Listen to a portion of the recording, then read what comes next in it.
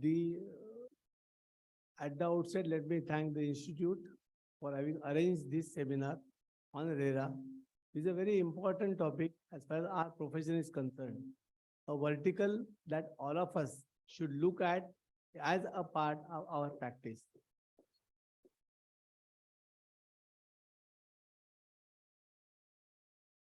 Okay.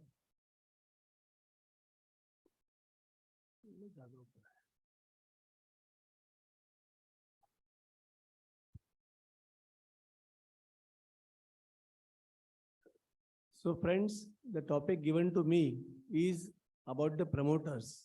So the people who are our clients, basically the developers, are promoters.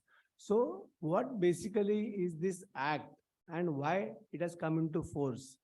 See, this is the third day, so you must have already got a lot of knowledge about this law from seniors like my dear friend Prabhu sir and my juniors Sumit Kapure. But all said and done, let me just run through the basic intention of this law. Because for practicing RERA, one has to understand the basic intention with which the law was formulated. So let us understand the objects of the act, because the objects of the act are the duties, functions, and responsibilities of the promoters. So when this act was presented in the parliament by the then housing minister, Venkaiah Naidu ji, at that time, this was the presentation given to the parliament of this law. So what does the law say? It says the law is intended to ensure accountability, to create transparency, to introduce professionalism, to establish symmetry of information, which is very important, which means the information as available to the promoter and as available to the allottee is the same. So they should understand the concept in the same manner. Giving an example of carpet area, sellable area, built-up area, all that was confusing to the allottee. Now, under RERA, it says carpet area is defined very clearly. So there is no ambiguity left. So the law has been brought in to create a transparency and a good amount of reconciliation of information between the promoter and the allottee. Going forward, the law came when there was already existing MOFA in Maharashtra. So MOFA was the law which is governing real estate. But this law came into force because there were some inadequacies in MOFA. Somewhere it was lagging in giving good amount of safety and precaution to the allottees. So the law came into picture here. So what the law has done, it established a regulatory mechanism, which is the RERA authority in Maharashtra. Similarly, all of the authorities all over the country. Then established a fast track dispute resolution mechanism, which means that now you have got the RERA authority, the conciliation forum, and the tribunal to get your grievances addressed.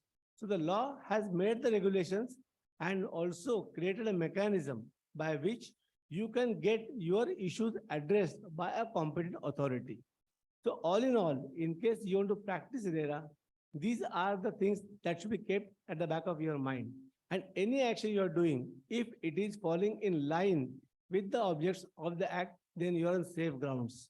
In case you are doing anything which is contrary to the objects, then you are in trouble. So as an advisor to a promoter, it is again your job to make sure that your promoter is acting within the four corners of the law and making sure that he is performing as expected by the law. I just look into 2-3 definitions which are important. First is the allottee. Because to understand a promoter, you should know what allottee is. Allottee is a person who intends to buy a property. Property can be anything. It can be a flat, it can be a plot, it can be an office, it can be anything. Somebody wants to buy a property and wants to complete a real estate deal. Is, in nutshell, in our common parlance, is an allottee. Then the important thing which came under RERA was carpet area. Carpet area has been defined first time by a law. Previously, it was an artificial creation of the mind of the developer, wherein he used to give you something like a sellable area. which was not defined under any law. Neither the municipality nor MOFA defined a sellable area. First time, RERA has defined carpet area so that you as an allottee, when you're buying a property, you know exactly what you're buying, and you can always measure the property that you have purchased with the property as promised to you in the agreement. The carpet area is important from that perspective, that enables you to understand what you are buying and what you are getting. If there is a discrepancy between the two, then the law entitles you to file a complaint and get your grievance addressed. Yeah. Yeah. Nothing can be done about it. So what happens is that, as you rightly said, in case the agreement is prior to RERA, right? Now you can insist upon the developer to give you the exact carpet area as per the plans, so that he falls within the ambit of RERA. Though the agreement pertains to a period prior to the RERA coming into force, because the project is a continuing project, is an ongoing project, he comes under RERA. So you as an allottee has got every right to insist upon the carpet area of the said premises to be given to you. And once it is given to you, as a matter of right, you got a right to verify whether the delivery of the product is in consonance with what has been promised to you. So it is your right. You can get it enforced. Now, the most important definition, promoter. What does a promoter mean? It says a person who constructs or causes to be constructed an independent building or a building consists of apartments, or converts an existing building or a part thereof into apartments for the purpose of selling. You underline these three words, for the purpose of selling. So if the intention is to create a product for selling, then RERA comes into play. If I got my own piece of land, I want to construct a multi-story building on that with no intention to sell a single square feet, then I am not required to go under RERA. I am not bound under RERA because there is no intention to sell. The moment the intention comes into play, RERA comes into play. So these words are very important. If the intention of your client, who is a developer, he doesn't want to sell anything, he wants to go on lease basis only, then there is no sale, no RERA required in that situation. But to make sure that the client does not create any third-party rights in front of anybody. If he is going to approach an investor and allotting area to him, then the deeming provision of RERA will come into play.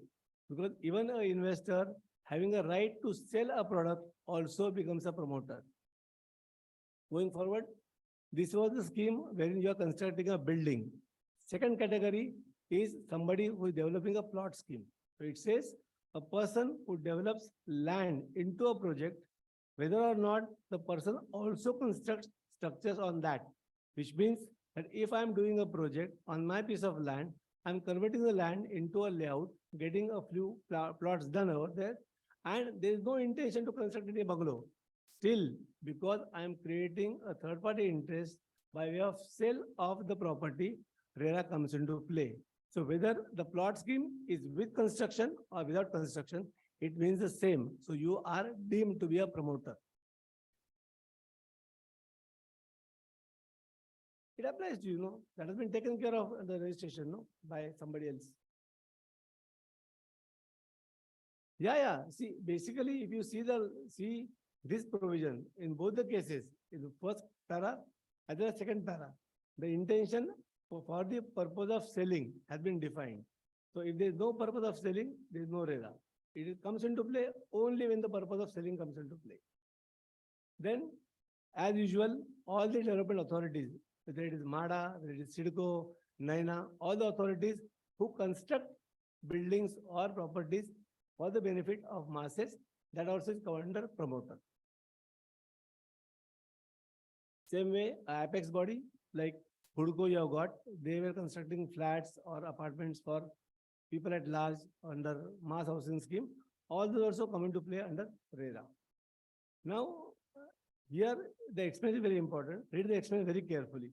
It says, for the purpose of this clause, where the person who constructs or converts a building into apartments or develops a plot for sale and the persons who sell apartments or plots are different persons, both of them shall be deemed to be the promoters and shall be jointly liable as such for the functions and responsibilities specified under the Act and the rules thereunder. Which means that if there is A who is a landlord, who is given the rights of development to B, and the A and B together are going to complete the project, in that case, A as well as B become promoters and they are bound to go for registration, and the entire law of RERA will be applicable to A as well as B. So whether you are the person who constructs or the person who sells, in either of the cases, promoters are deemed to be promoters under RERA and the law is applicable to both of them. Then the last definition, real estate project. Because what is covered under RERA is a real estate project. What does that mean? It means the development of a building or a building consisting of apartments or converting an existing building or part thereof into apartments or the development of land into plots or apartments as the case may be. So it covers all the cases, a single building with single wing, a single building with 4 wings, 4 buildings with 16 wings, a plot scheme, plot with a bungalow scheme, all that which is real estate is covered as a real estate project. So if you are doing anything of that type, you are a real estate developer, a promoter, and you are liable to come under registration under RERA. Now, the topic today given to me is the responsibilities, functions, and duties. So I categorize these functions under 3 heads. First is the legal discipline. So what is expected of the developer or the promoter is a legal discipline. So how does the RERA enforce that? First thing, declaration giving all the project information. So a promoter is required to submit all the relevant information to the RERA authority while taking registration, which means all the information about the project, about the title documents, about the process development, about the approvals, about the future plans, everything about the amenities, internal amenities, external amenities, carpet area, everything has to be put on a piece of paper and to be submitted to RERA. All the information is verified by RERA. The agreement to sell proposed to be entered is supposed to be in the given draft that is supposed to be uploaded on the RERA website. Everything what is submitted is verified by the legal cell, the operational cell, the technical cell of RERA, and after that the registration is granted to you. So the legal discipline covers the declaration, then affidavit, because the law wants to bind the promoter to perform some things in a given manner. So there's an affidavit taken of the promoter that first he has got legal title to the property. So he has got every right, a legal right to develop the property. Then the agreement for sale proposed to be entered by the promoter with a allotee. It has to be put on the RERA website. And there also the agreement to sell is scrutinized in detail by RERA. If there are any deviations between the agreement of sale as given by RERA office and drafted by you, then you are required to give all the deviations on a piece of paper to RERA. They will be verified by RERA. They will verify whether the deviations are in the interest of the allottees or not. If they are not in the interest of the allottee, it will not be granted to you. They will raise objections and make sure that you do the corrections, and after that only the agreement for sale is approved and the registration is granted to you. Going further, now this is a catch. The promoter cannot accept booking money which is more than 10% of the total consideration unless the promoter executes registered agreement to sell. Now what does this mean? Suppose the value of the property is 1 crore rupees. The moment the amount of money collected by the promoter is 10 lakhs, he is bound to go in for an agreement for sale in the draft as given by RERA and make sure that the same is registered. Now we as chartered accountants, if our client says somebody has done an investor booking, usko agreement nahi karna hai. He has paid me money 50% and balance is going to pay me at time of possession. What do I do? The law says very clearly The moment you touch 10%, you are bound by law to execute an agreement to sell. So now, here, whether to treat him as an allottee or as an investor, that documentation has to be done by us because it is our responsibility to show in the balance sheet on Form 3 or Form 5 the treatment of this money which has been received. So here, RERA is making it obligatory on the part of the developer to go in for agreement to sell. Now, if the investor says, कि मेरे को agreement नहीं करना है, I don't want to go for stamp duty payment, I don't want to go for GST payment, I want just to block a flat, then the documentation has to be done accordingly. You may have to go in for an investor agreement or a mortgage deed so that he is taken care of and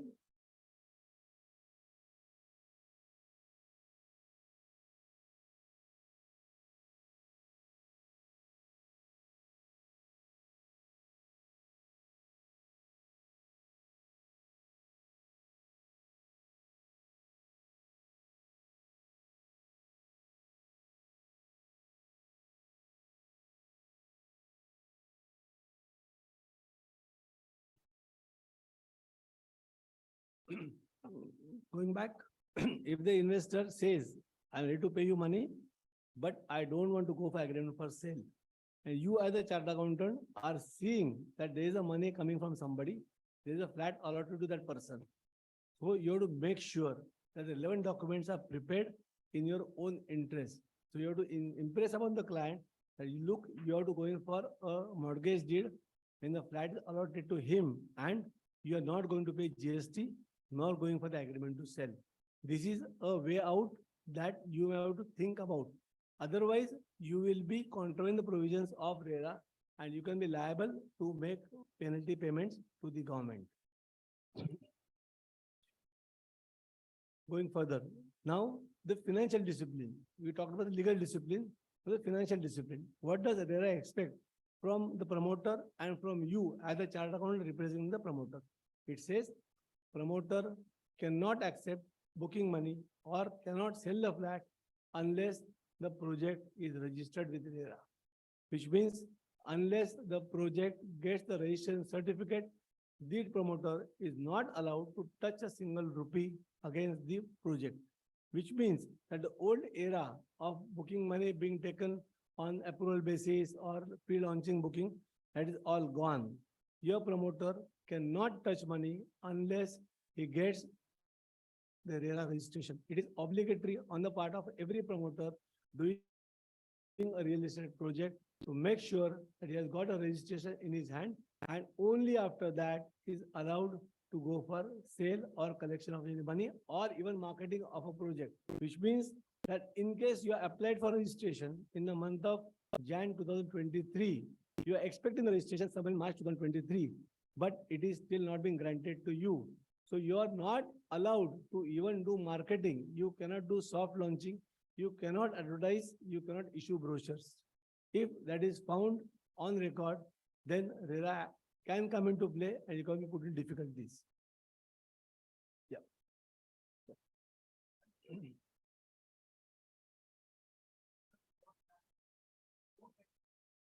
Okay.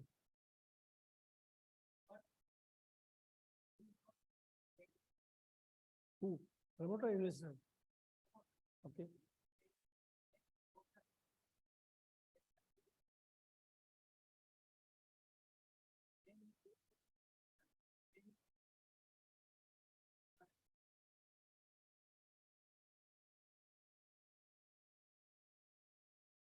Right.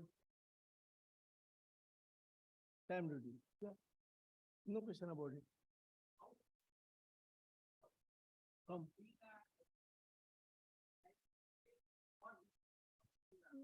No, no, no.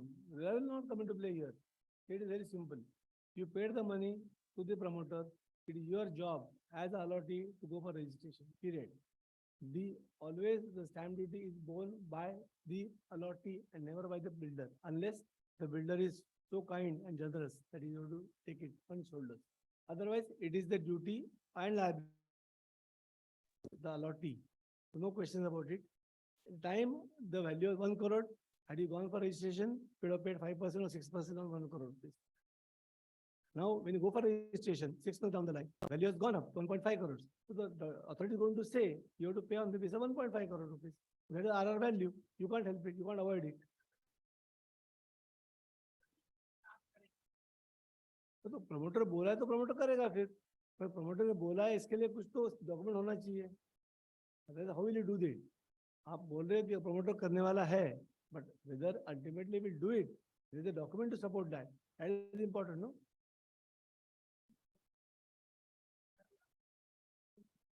Hmm? Hmm. Hmm.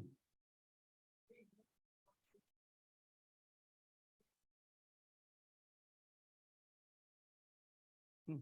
And also what is the disclosure? I don't know. In your balance sheet, what are you going to say? Advance for what? Loan. So it is a mortgage. Yeah? So that is your choice. If you want to play safe, you can go for mortgage. It's okay with the just understanding. Good enough. No problems. But you, see, when it comes to you as a chartered accountant to issue form number 3 or form number 5, how to treat that? That is important. Because if you have read form number 3, it says in the column of receivables, it says value as per agreement to sell oblique letter of allotment. Read it very carefully.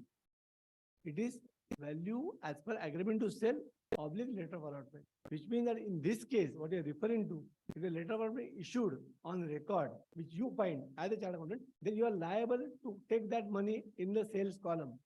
The moment you take in the sales column, all of the implications of GST, stamp duty will come into play. So that is what I'm saying. See, as a chartered accountant, we can take a 360-degree view of the entire transaction and advise the client. See, I have started my practice as a RERA consultant for the last 5 years. I'm doing only RERA. Then only I can take a 360 views about the exact transaction. Otherwise, what happens is that you only look at one transaction at one point in time and forget about the whole thing. It's not to be done like that. Because friends, the software of Income Tax Department, RERA and GST are combined, they're interlinked. All the data which you submit under RERA in form number 3 or 5 is also going to the Income Tax Department. Make a note of that, and your certificate will remain on record permanently. So anybody finding any fault in the certificate for the rest of your life can take you to task. That is the reason that RERA is a dangerous act from that point of view. Unless you know the entire implications, it's advisable to go slow on the act. But once you get confidence in the act, there is lots and lots of work available, and Lakshmi is waiting at your doorstep. Honestly, I can tell you because I am doing that. Yeah, go ahead.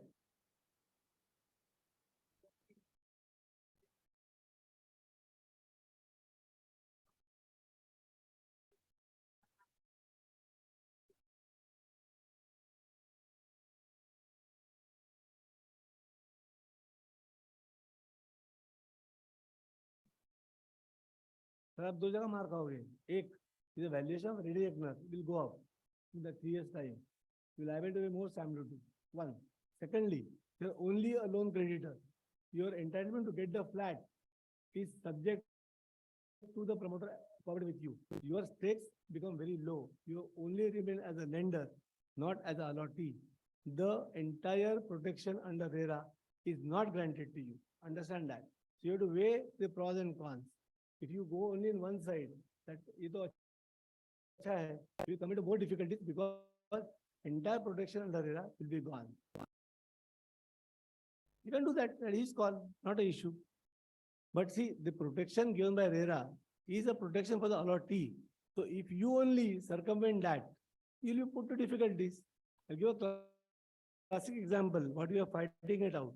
In most of the litigation, what happens is that there is an investor who has paid money to my client 10 years ago, right? He has paid 90%. After that, there is no correspondence. He has been coming to the office, doing the follow-up, but the client is not giving the possession because the building is not ready now. Now, when that allottee files a complaint with RERA, what we do, how we defend the case? We say he is an investor, he is not an allottee, because the behavior pattern of this gentleman and other people is different. All other allottees, I am issuing them one notice, they are paying me money, they are paying GST, they are paying stamp duty. This person is not doing anything. So he remains as an investor only. And then the entire production under RERA is gone. So make sure that you want the protection or you don't want the protection. See, the law is coming forward to help you out. If you decide कि मेरे को नहीं चाहिए, be with it, then you will be taking a very high risk because your property can be put to a risk in case the performance is not coming from the developer.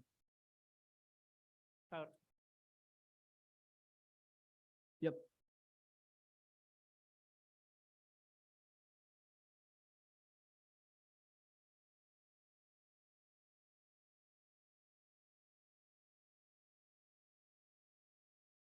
No.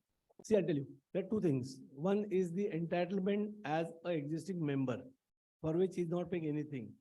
The further area being purchased is a purchase.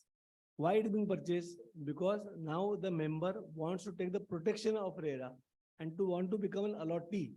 So that is the reason that he is going for the additional area purchase, which means unless the registration is in place, the promoter is not entitled to touch that money also. Period. Sir, Yeah. there are certain investors who. Yeah, Hello. go ahead. Yeah, there are certain investors who do invest under expression of interest, EOI. Yeah. Can, before the RERA registration, can promoter accept such money? No allotment letter, no agreement. See, sir, the issue is very simple. If you want to become an allottee in a project, then RERA comes into play. Here, what you are saying is that you want to remain as an investor. Yeah. So you are not booking any flat, you are not booking any area. So you are out of the ambit of RERA. So which means that you can give the money anytime you wish. Promoter can take the money anytime he wishes because he's taking a loan, not taking booking money. If you go back to the slide, it says the promoter cannot accept booking money or cannot sell the flat unless the registered project is registered. Now, if he is taking loan, it is prerogative. Nobody can stop him from taking it. But the moment you correlate that money with allotment of a flat or a office, then yes, then RERA comes into play. Yeah. Yeah. Some 2009 or so,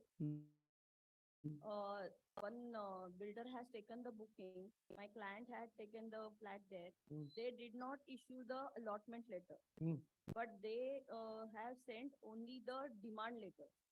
So can we take a plea that though the allotment letter is not there, the builder means is the client protected under RERA? One more question in that. Is the project complete or incomplete still? No, it is completed, sir. Before RERA or after RERA? After RERA. So if that is the case, 2019, the so what this means that in 2017, when RERA came into play, it was an ongoing project, yes. right?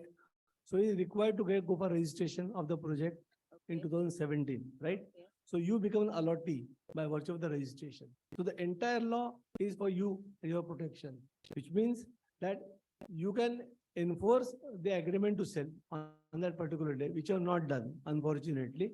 But the demand notices can support your case. When you go to RERA for a complaint, you plead your case saying that I had booked the money, I paid the money against an allotment, and to confirm that there is evidence that he has raised a demand notice on me, flat number so and so, work so and so completed, is a demand.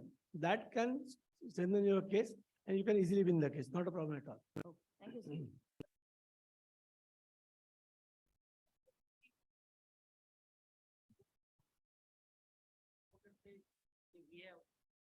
We have started pre-booking, and they reduce the rate also. If they reduce the rate, then we also get some interest. कि भाई 20% 25% कम दे रहा है, ठीक है, ये check ले लो. तो वो एग्रीमेंट से तो ज्यादा हो गया, 10% से ज्यादा तो हो गया. And as a LOT, we have paid him, and he doesn't enter into any agreement. What does he give you against that payment? वो कुछ नहीं दे रहा है. You are just paying money against an advance, not against the booking. As simple as that. Because see, he is out of the ambit of RERA now.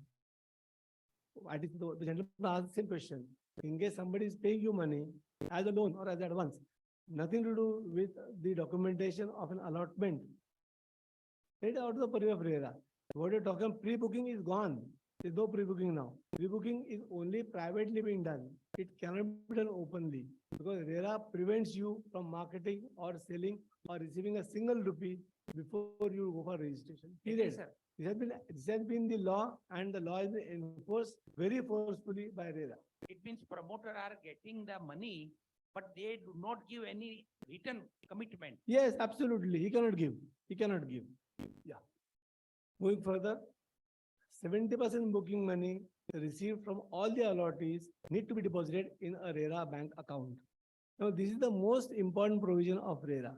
See, the curse to the industry of real estate is money being siphoned away, money being diverted, money being overtraded. This has been the curse of the industry, because of which the industry is in trouble today. So to mitigate that situation, what the law has done, law says 70% of the collection has to go to a RERA designated account. So it has to be kept separately, and that money has to be utilized for construction of the project only. And to monitor that, what they have done, they engaged three professionals: the architect, the engineer, and the chartered accountant. So they are the custodians of RERA to implement the project. So these three professionals are required to issue certificates from time to time to make sure that 70% utilization of the money is done for the project and nothing else but the project. Then, in addition to that, in addition to periodical statements, there is one more compliance, which is the certificate to be obtained from a chartered accountant on a yearly basis. So the CA in form number 5 is required to certify that the money collected for the project is utilized only for that project and nowhere else. So form 5 which is generated will give a clear picture about the collection of the project and utilization of the project. So any siphoning of any wrongdoing by the promoter is caught there. Friends, while issuing form number 5, my request to all of you, be very, very meticulous, because that form 5 will be on the record of RERA for the rest of your life. In case for some reason the project goes bad, then the authority is bound to look into all the certificates, and at that point in time, if it is found that the certificate was wrongly issued, or it was issued to benefit the developer or to camouflage or hide the wrongdoings of the developer, then you will be also penalized as acting in connivance with the developer. Make sure you don't make any compromise while issuing form number 5. Yep.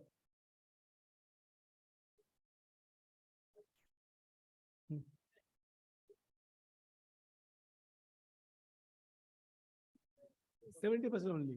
30% is not within his purview. Only 70%. वो 70% के बारे में दे रहे हैं कि ये उन्होंने utilise किया है. Correct. Yes. Okay.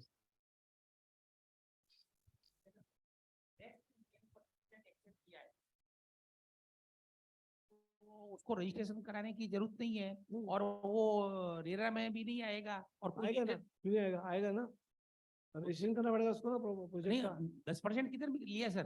Project registration तो करना पड़ेगा. नहीं, 10% लेगा जब करेगा ना. नहीं ना, दो चीजें है. One is project registration, which has to be done before you accept the money of the project by the promoter.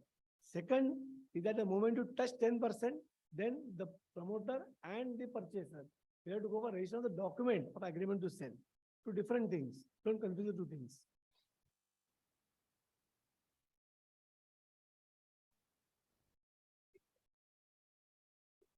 Correct. नहीं ना, उसपे क्या कर रहे हो वो? He's not depositing the check. So it is only a token being deposited with him in good faith. He deposits it only when he gets the registration. So before that, he cannot register that. So that is a private arrangement between you and him.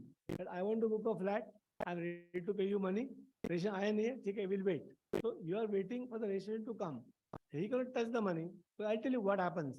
Suppose, God forbid, you have paid him money today when there is no registration. You are in good humor with him, everything is going hunky-dory. At some point in time in the future, after 3 years, it so happens that the project is delayed. You have to file a complaint. What will I tell you? I will tell you first and foremost. First point is he accepted money before taking registration. First default on his part. My case is proved. because there is a default on the part of the developer to accept money before registration. So that will remain permanent on the record. Understand that. Because I can prove that the amount has been debited to my account before he got the registration, then I can take him to task.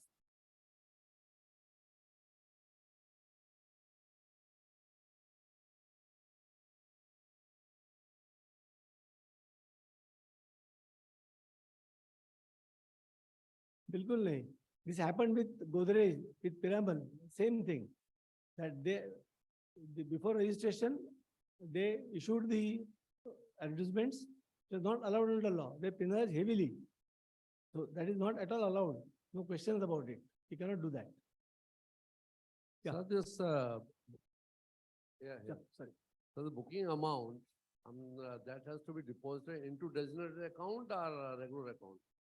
It is like, see, Booking amount. you can have, ideally you should have three accounts. One is the collection account, is a parent account. When you deposit all the money, what you collect, out of that 100 rupees, you transfer 70 rupees to a RERA designated account. So 70 rupees goes there.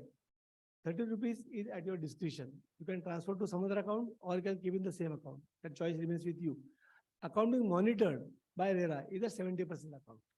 That 70% is compulsory to be maintained in that account and to be utilized in the given manner only.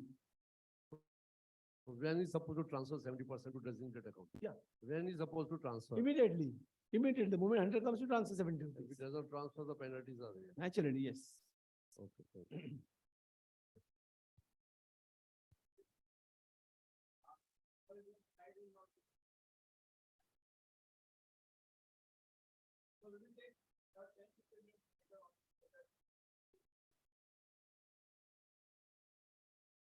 As you say, I'm okay with that, either way. Okay, sir. Okay, I'll go with that.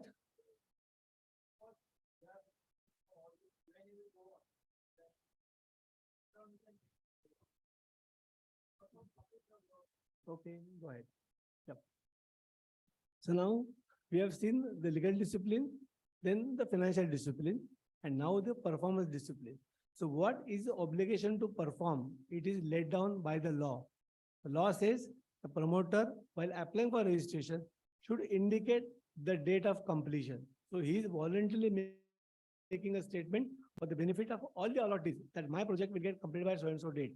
Then he says, if by misfortune, if that date is not achieved by the promoter, then the law says, we'll give you one extension depending on the situation. You have to justify, yes, this is the problem which I have faced, so I want a year's extension. After that, in case still the project is not complete, then the promoter can go for further extension. But for that reason, he has to get the consent of 51% of the allottees. So unless that is there with him, he cannot go for extension. And if there is no extension, the project dies a natural death, which means the project is deregistered. He is removed from the RERA and then he has got to fend for himself. But RERA will not recognize that person or a promoter as a project promoter.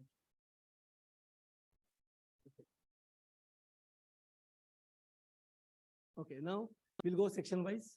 Section 11, which says about the advertisement, what I referred to just now.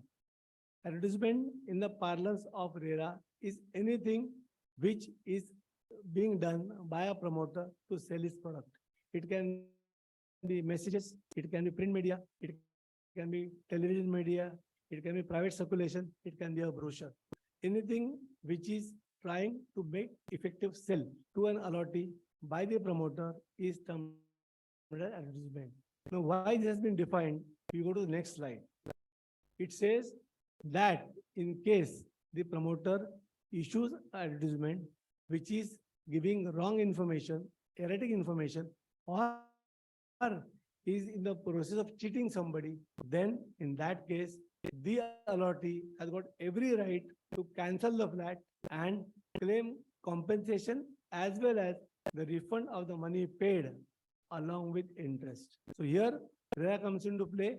If tomorrow you have booked an office and the promoter has told you that this office has got a sea view, and tomorrow when you go and see there is no sea view, but it has been given to you in the advertisement or the brochure, then you have got every right to file a complaint and say that I was being cheated by the promoter by giving wrong impression and wrong information. So I want my money back with a compensation. The law will be on your favor. This is what he referred to. No deposit or advance to be taken by promoter without first entering into agreement for sale. So in case you want to accept more than 10%, then the promoter is liable to go for a documented evidence which is the agreement to sell and get it registered also. The format has been given by RERA. The promoter has to adhere to the format. Any deviation, as I told you earlier, has to be subject to the approval of RERA. Now the last para is very important in Maharashtra. What the government has done in Maharashtra is they said that any document which comes for registration has to be having either the RERA registration certificate, valid one, or there should be a completion certificate, occupancy certificate. Then and only then will admit a document for registration, which means that an unregistered RERA project which does not have a completion certificate cannot go for any document registration. So the government has put this provision to make sure that every allottee gets a document which is effectively registered under RERA. Okay. So section 14 is a very long section. Basically, the crux of the section is the law wants the promoter to adhere to the sanctioned plans. He cannot construct anything beyond the sanctioned plans, which means that the plans as approved by the corporation or the local authority, you have to construct only as per those plans and nothing else. Previously, we had a situation of somebody expanding the balcony, getting the area inside, maybe expanding the passage area, covering a terrace area, converting a part of the parking area. All that is not now permitted. The construction has to be in accordance with the sanctioned plans, and there is no liberty given to the developer. The exceptions given are: one, in case now the construction is going to affect my flat, my area is going to get decreased or increased, then the developer has to get my approval, a specific approval that yes, your area is going to change. In case I give approval, it can be done. Secondly, technical things, like for example, corporation saying that this has to be done this fashion because there are criteria of the corporation. In those cases, only exemptions are given to you. Other than that, the plan changing is not permitted. One more thing is that in case there is a common thing, like for example, the garden getting reduced. In that case, the consent of 2/3 of the allottees is required to be obtained by the promoter, and only after getting that is allowed to go to the corporation for getting the plans amended.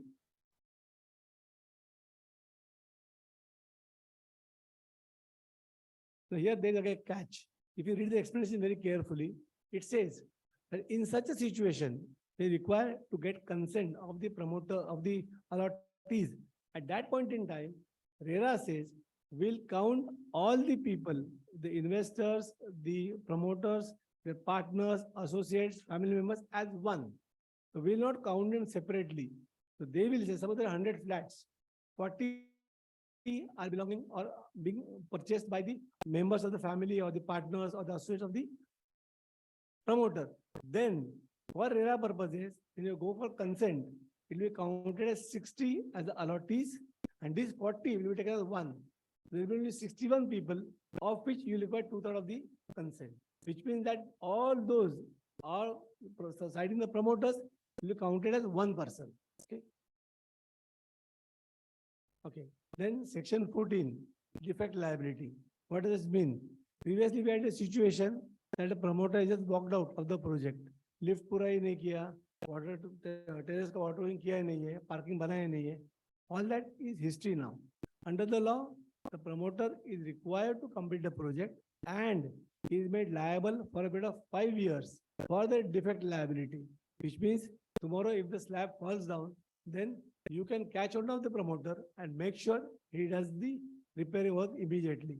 Again, there is a notice period wherein the work has to be done. So the law has put the numbers in place during what period what has to be done. So the ambiguity is gone now. Yeah. Now this is very tricky. Transfer of a project. Previously what used to happen is that you see Mr. A doing a project, all of a sudden, somewhere down the line, A vanishes from the scene and somebody, Mr. B, comes into play. When you go to meet that person, he says, "Ki abhi maine project liya, I'll take 3 years to complete." And you have no option but to bear with him. That is not the law now. The law clearly says that in case a developer, a promoter wants to transfer the project to somebody else, then he has to follow the process of law. He has to get the consent of 2/3 of the allottees. He has to give a justification for the transfer. After that, it has to be approved by the authority, the RERA authority. After your presentation and you convince the authority that yes, I cannot do the project, but this other gentleman is going to do the project, then the project can be transferred. But there is a big covenant to that. The big thing is the new developer enters into the shoes of the old developer, and all the obligations, duties, liabilities of the ex-developer become the duties, obligation and responsibility of the new developer. Which means that a new guy cannot come and tell you, "Here, abhi maine liya, I'll take 2 years to complete." No, he has to adhere to the timelines given by the old developer. So the law says you may change the developer for the betterment of the project, but you cannot go against the interest of the allottee. Interest of the allottee has to be protected by you, the old developer as well as the new developer.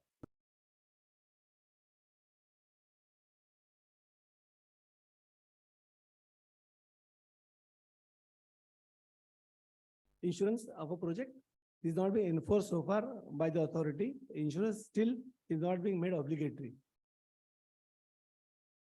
Transfer of title, which means that once a project is completed by a developer, a promoter, he has to transfer the title in the property to the association of allottees, which can be a society, apartment scheme, whatever. Previously, we had a situation that the developer wants to construct one more floor on top of the existing building, and he doesn't give the conveyance from the society.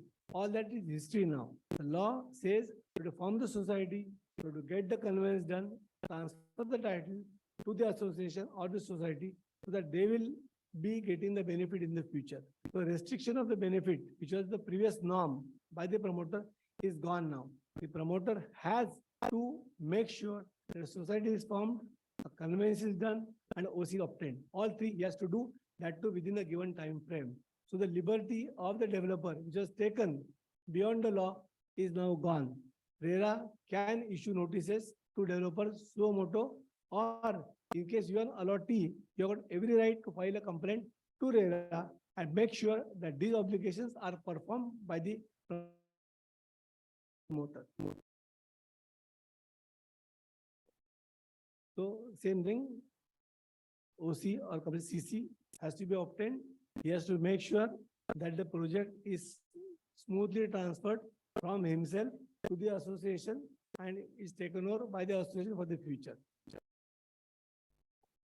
Association will be formed, either a society or an apartment or a company, as it suits you. Now, RERA says even that also has to be decided by the promoter at the outset. When he goes for registration, he has to give the association which is going to form. He is going to go for an association of persons, or he's going to for a society or a company, limited liability company, depends on that. He has to mention that during the course of registration. Section 18 is the section on which the disputes happen all the time. This section says return of amount and compensation. And there are two situations. One, I booked a flat. The flat is not getting ready. The promoter is giving me dates. There is no compliance. So there I got two options as an allottee. Either I can claim refund of the amount of money with interest and compensation. Section 18 gives me the right to claim the refund and interest and compensation. Or in case I feel I want the flat itself, I don't want any amount of money back, then I can go in for the implementation of my agreement and say that for the delay in completing the project, for that period, I want interest. So there are two rights given to me. I can choose any of the two rights. The rights are not given to the promoter. Promoter cannot enforce me to accept money when I want a flat. His right is given to the allottee. He will take a decision whether he wants to buy the flat, continue with the allotment and claim interest for the delayed period, or he can go in and tell the developer, look, give me the money back with my interest as per the provision of the law, and I'll quit the project. That is the choice to be exercised by the allottee and not by the developer. The promoter cannot enforce his decision of cancellation or termination upon an allottee unless he is in default or unless agreement permits him to do that. In normal parlance, the allottee right to get a flat or refund of money is his right and not the right of the promoter.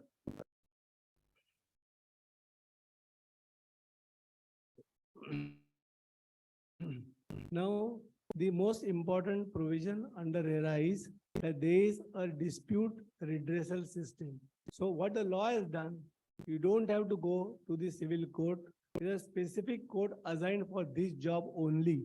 So there is a conciliation forum, there is the authority, there is the appellate tribunal. So you can put your grievance to these agencies and they will address it. Secondly, most important, the time-bound program given to these agencies, which means within 60 days, the authority is required to dispose of the matter. And for some reason, in case they cannot dispose it of, they have to record the reasons in writing for the delay. Same is the case with the appeal also. If you file an appeal, it has to be decided within 60 days. For some reason, if there is a delay, the authority is required to give reasons about the delay. Offense and penalties, just look at the second column, which will give you an indication of the amount of penalty which can be imposed by RERA in case of a default. So in case the promoter does not perform his obligations, then what is the amount he is liable to pay? That 10% of the estimated cost or 5% of the estimated cost for each and every offense, the levy of penalty can be that amount of money. It can be very heavy. So friends, if you're going to practice RERA, make sure that you act as the shield for the promoter in the right way. Make him understand the law, make him comply with the law. Important dates under RERA, they've been covered. You can go through that once again, because I think I'm running out of time. This is one more topic which is given to me, which was revival of stalled projects. This is a very important issue as far as RERA is concerned, because you must be reading in Times of India practically every day that the government wants to initiate steps so that the stalled projects are taken to the logical end. So what is a stalled project basically? A project which is held up, is not functioning, is not seeing the light of the day, the completion is not visible. That is a stalled project, which means that atka hua project hai, aage nahi ja raha, piche nahi ja raha. That project, what is to be done about that? The builder is already siphoned off the money, it has gone away. So in that case, there has to be some remedy, because ultimately the allottees who have put in their hard-earned money have to be given some sort of remedy or some justice by the law. So the law says, we'll look into this aspect of stalled projects. How to do it now is, first, let us understand the reasons for the project becoming stalled. First, there can be something like a change in the regional framework. What happened with Naina in Sidco, Navi Mumbai? The authority changed from Sidco to Naina. They came with their own regulations, and those regulations, they were not compliant with that. What happened? All the old projects which were registered under Sidco, they got stalled because of one action by Naina. So this can happen in a case, then reservation being changed. You had a plot of land, you want to construct a building. Someday you find out that the government has put a reservation of a playground. The project is stalled. So there can be these situations which are beyond the control of the promoter. But there can be a situation which can be in the control of the developer also. For example, promoter acting in a malified way, diversion of funds, siphoning of funds, using funds for personal purposes, using funds to show off. All that which has been done, which are bad decisions taken in a malified way by a developer, can also jeopardize a project. So you have to find the reasons what happened wrong. The RERA is also going to find out the reasons why the project became a stalled project. In case they come to a conclusion that the promoter has siphoned off the money, they can enforce the promoter to get the money back into the project for the completion. Then what is the legal framework for that? So section 7 is revocation of registration, which means the RERA can throw out the developer out of the project, revoke the registration, and get the project in its fold. Second, the obligation of the authority consequent upon lapse of or revocation of registration, which means on the lapse or revocation of registration, RERA authority will take the control of the project and take all the necessary steps to see to it that the project is completed. Now, what is happening right now? So 138 projects have been taken over by MADA now in Maharashtra. When they are going to complete a stalled project in their own way. Now, what is the way out for the allottees? The law says, first and foremost, you form an association. Then you file a complaint with RERA, and there you make your plea saying that we would like to take over the project as an association so that our houses get completed. Then RERA shall understand the willingness of the existing developer. First, they ask the developer, do you want to continue the project? Are you having the interest to do the project? If yes, give us the plan. If no, then they say, okay, goodbye, please get out. We'll make sure that the association completes the project.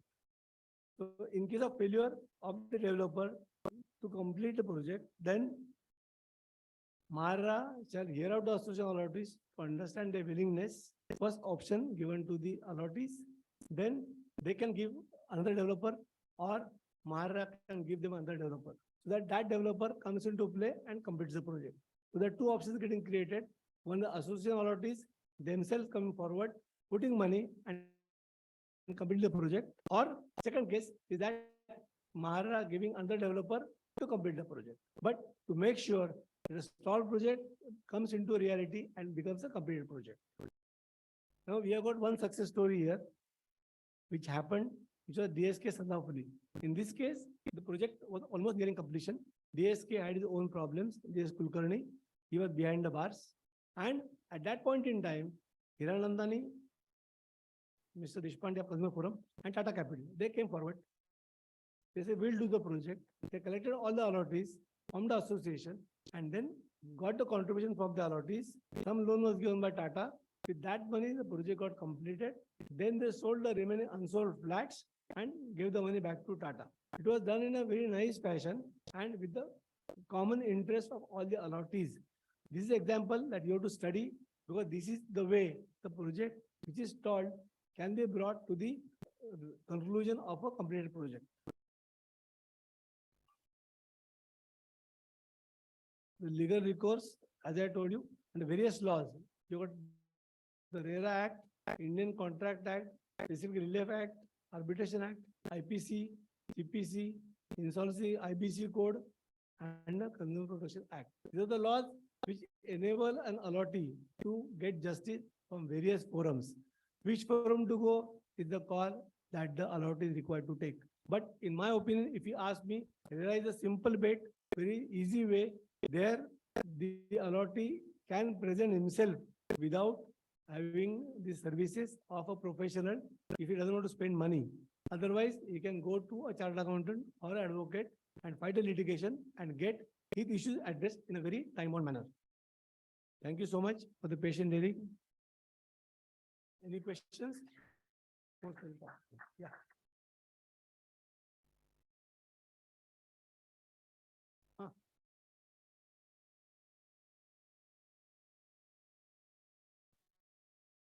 So this is a practical thing happening with me. We had invested in a project. The developer, the promoter went bankrupt because the financer could not be paid on time. He was declared bankrupt. And now they introduce another developer in the project, the promoter himself. And that new developer the problem is that whatever the sample flat was shown to us at the time of booking in 2011, that has undergone modification in terms of quality of material and everything. There's a lot of, he's trying to cut the corners in spite of taking additional funds from the allottees because he said the project is stalled and I've got a lot of cost going up. So he's asking for additional funds. In that scenario, what is the locus standi of the new developer? Will he be a co-promoter, whether he's liable for the actions from the allottee side? Yeah. Very simple. He enters into shoes of the ex-developer. So the new developer has to perform all the obligations and responsibility of the old developer. Period. Unless when he made the scheme with the allottees, if he has decided by mutual consent to cut down some things. For example, now if the old project had a swimming pool, now the developer says, Baba, nahi hoga mere se, because I don't have that much margin. So I'll drop that. And if you agree to that, you as the allottees, the association, then it can be deleted. Other than that, what is agreed between the developer and the allottee at the initial stage has to be done and has to be performed by the new developer also. No option about it. Now what we are observing, sir, is that like quality, let's say left the earlier promoter as a promise Otis. Now he's putting some local brand as a elevator. So there is a variation in the quality. So that is it recorded? See, if your brochure says that a lift of OT, or then you don't have any case. See, it depends on what is documentation. He might have promised you anything under the sun. But what is written on a piece of paper in the agreement to sell? Because in the agreement, you have the internal amenities as well as external amenities, right? If it is covered in that, if it says only a lift, then he is within the law, give you a lift, right? If it's mentioned there, Schindler or Otis or Cross, then he has to give that. You won't have the brand written up for them, the sanity ware also that we saw in the sample pad was Jaguar. Now he's putting some local brands. So basically the brands are not written in the agreement when we go on for That is the issue. That is the issue. Now the law is very clear. The brochure has to mention what he's going to put there. If he's going to say Jaguar type sanitary ware, it's not allowed. It's by either Jaguar or some other brand, he has to mention that. Or is to indicate the price range. It's been very clear. And whatever is sample flats it creates, you got every right to take a video of the flat and make sure it is there with you and match those amenities, what is written in the agreement with you. It is your job to make sure that he gives whatever he is promising over there in the sample flat recorded in the agreement. So now, so we are doing that. We are taking the picture of the sanitary ware and from the sample flat, but unfortunately, it is not mentioned in the agreement, which is earlier was not the case. Now, since today they are mentioning the brands also, so it's we can match the two. Yes, correct. That's what I'm saying. And secondly, sir, the real estate agents, for example, many builders give quota of flats to real estate agent. Now, in that scenario, because we have purchased a flat from the agent, the promoter himself appoints some agent to sell, let's say, 100 flats. So whether we can make him also liable under RERA? See, you're mixing two things. Agent is acting on behalf of the principal. He doesn't have any locus standi of his own. What you are referring to, in case you have been appointed by the developer, you are the investor, you have put in money and the right to sell is given to you, then you are a promoter because as an investor. Here you are referring to an agent who is acting on behalf of the developer as an agent. He doesn't have any locus standi. Whatever he is promising to you, now the law is very clear. Even the agent is required to go for registration. One. Secondly, the developer is required to give the names of all the agents while going for registration. So you can verify that this agent is authorized to talk on behalf of the developer or not. Authorized, sir. He is mentioned on the RERA website. So he is mentioned. So he has got a right to deal with you, but your dealing is going to be with the principal, not with the agent. Agent is only a canvasser. He is going to canvass things for you. Understand that. The locus standi of the document is between the allottee and the developer, not the agent. Agent is bound to obey and perform whatever is promised to you. Suppose he has said, okay, this is the way it is going to happen. To that extent, he is liable. If he has promised something which is beyond the scope of the authority given to him, it is ultra virus. It can be challenged by you that he is giving a wrong statement to you. Thank you. So basically, see, sir, what happens? Suppose you have gone to a developer who buying a flat, right? The registration certificate says possession date March 2024, right? The developer is not saying anything. Agent comes and tells you, "Arey saab, ye to bada builder hai. Will complete by June 23," and you fall to that and you agree to purchase a flat. Now here the agent has gone beyond his authority to promise you something. Then in case you can record that, then the agent can be made liable. But if you go for the agreement, then you put a date of completion as 24, then agent is scot-free. Agent is made to be registered basically because he is going to make promises on behalf of the developer on the basis of which you are going to act. See, the provision of the advertisement is the same thing. The advertisement gives you some information. If the information is found to be wrong or erratic or nullified, you have got the right to cancel the flat. Same is the case here. The agent has given you the wrong information or erratic information, then you have got the right to cancel the flat. As simple as that. Two questions. One is regarding insurance and another is regarding broker. First question is regarding insurance. As you have suggested that insurance is not obligate, It's not made mandatory still. not mandatory still. Sir आज 50,000 का scooter लेते हैं, 2 wheeler या 3 wheeler या 4 wheeler, तो पहले वो insurance निकाल के बाद में रोड पे लाता है. crores of rupees we are investing in flat, and still government is sleeping and government says it is not obligatory. Sir, it's not like that. See, ultimately, there should be a commercial transaction workable between the insurance company and the allottee and the promoter. So today, the companies are not comfortable giving insurance to the developer for the title. So ultimately, it's a commercial transaction. Not developer, sir, maybe, but after the developer has handover Then you, to you can society, you can even call- then it is not obligatory. then it is your choice, sir. आपको medical insurance निकालना नहीं निकालना आपके ऊपर है ना. Nobody is going to force you to do that. आपको LIC निकालना है कि नहीं निकालना है, is your choice, no? Government cannot say कि आपको निकालना ही पड़ेगा. ऐसा नहीं होने वाला. So Se- for the flat, it is your choice going for insurance, fire insurance, safety insurance. Means society is still at option. Absolutely yes. Now, second question is about, sir, broker. Yeah. Before going for registration of any flat or before going negotiation to purchase any flat, should we verify that X builder is appointed by so and so builder, and then we negotiate, or we enter into any transaction with a say broker who is just पाकड़ा लेके बैठा है और किसी का भी वो कर देता है. तो to hold the broker responsible, should we verify that this is appointed by broker or not? Sir, आप basic RERA समझो. RERA बोलता है कि will open a website of the project, correct? So your project where you are going to pay the money, entire data is available to you on the website of RERA. So you are supposed to take an informed decision. आप बाकड़े बैठ के decision नहीं लेना है आपको. You have to sit on the computer, download the website, see what are the provisions in that, who is the promoter, what is the stake, how many projects are done in the past, who are the agents, who are the partners, everything is given to you. It means RERA side it is clearly stated that these are the agents authorized. Yes, sir. Then we Correct. can held responsible. Absolutely. Okay. Sir, sir.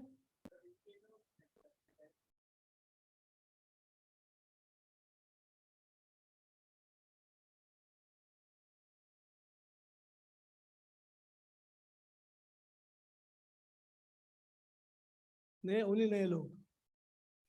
Yes, yes, yes, yes, correct. Sir,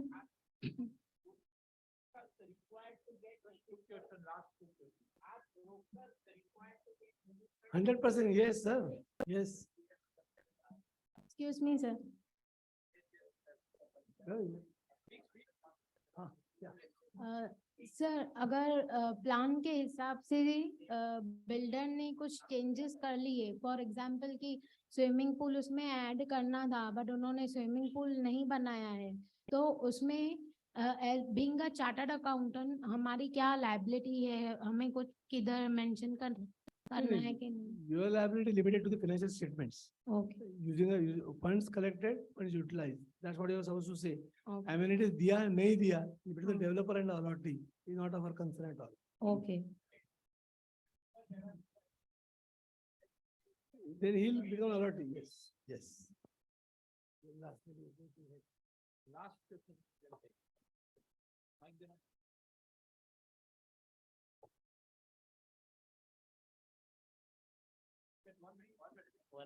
Not audible. So there is new form introduced in Mohare declaration about interest in any other project. So basically, RERA is having all our data. In one login ID, I am registering all the projects one by one. Then again, do I need to add those all projects?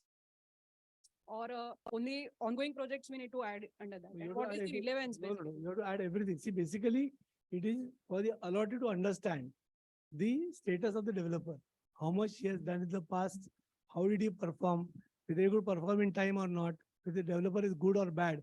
You can have your own judgment based on the data. So the RERA is collecting the data from the developer and putting it on the website. So it is your call. You have to read the data or not. As you said, Bakade mein baith ke booking kiya. So that is his call. So that is something is a disaster he's going to do. If he does it, he has to be penalized for that. The same way here. Now, suppose let us take a case that you see the name of Reja, the developer. Whether it is the original Reja or not, how will you come to know? Unless you see the partnership or the company, the directors, old projects done, then only you in a position to understand whether it's the same Reja who has done so many buildings or is a new Reja who has come into play. So from that perspective has been given to you. Thank you.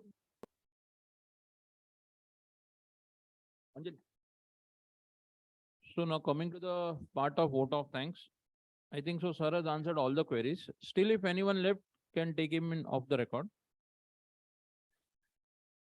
The task given to sir was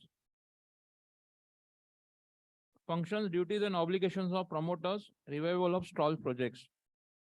Sir के PPT में था legal discipline, financial discipline, performance discipline. I think this is the one of the business where all the disciplines have to be maintained. And in any other business, these are not there. So I think so RERA is one of the finest thing that for the India to go in a boom, and this all stall projects also will get revived as drafting of this is going on. So thank you, sir, Sunil sir. And we had a next speaker, Amit sir. So I, on behalf of WRC, request all of you to give the hearty vote of thanks to sir. Thank you. Now the next speaker is there. We can start the next session.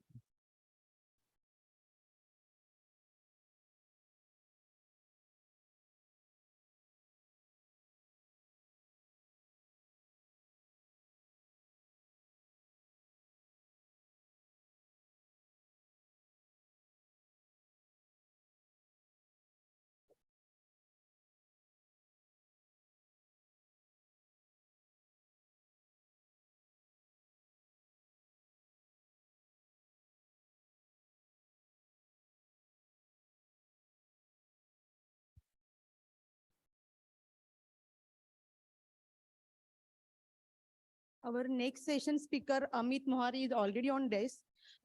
He is a partner in A. Mohare and Company. His main area of practice is RERA, Cooperative Housing Society legal issues, and audit consultation in redevelopment of housing society. He has delivered lectures on RERA, cooperative societies, affordable housing development. He in training. Seminars. He has also delivered lectures at WRC, SIRC, CIRC of ICI, various CP study circles, WRC study group, various associations and business meets, international RRC at Kalyan Dombivli branch, faculty for students, ITT program organized by ICI. He is a contributor to Maharashtra RERA Law and Practice Manual for Maharera WRC ICI, published by Taxman. Contributor for WRC referencer for 1617 to 2021 in cooperative section. He is a teacher. He is having a teaching experience also. Worked as a faculty for accounts and taxation for various management institutes and colleges throughout Mumbai. And he is also a managing committee member of Kalyan Dombivli WRC of ICI. And he is the past convener for Dombivli CP Study Circle. And I request Amit Sangoi sir to present a memento.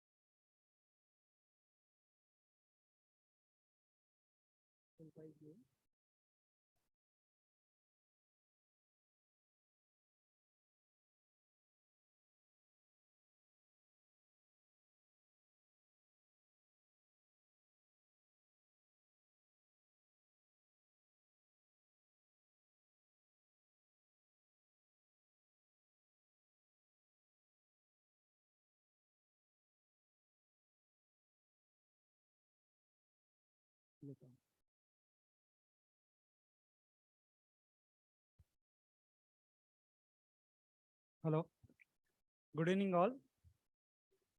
Yes. Thank you, Sunil Naik sir.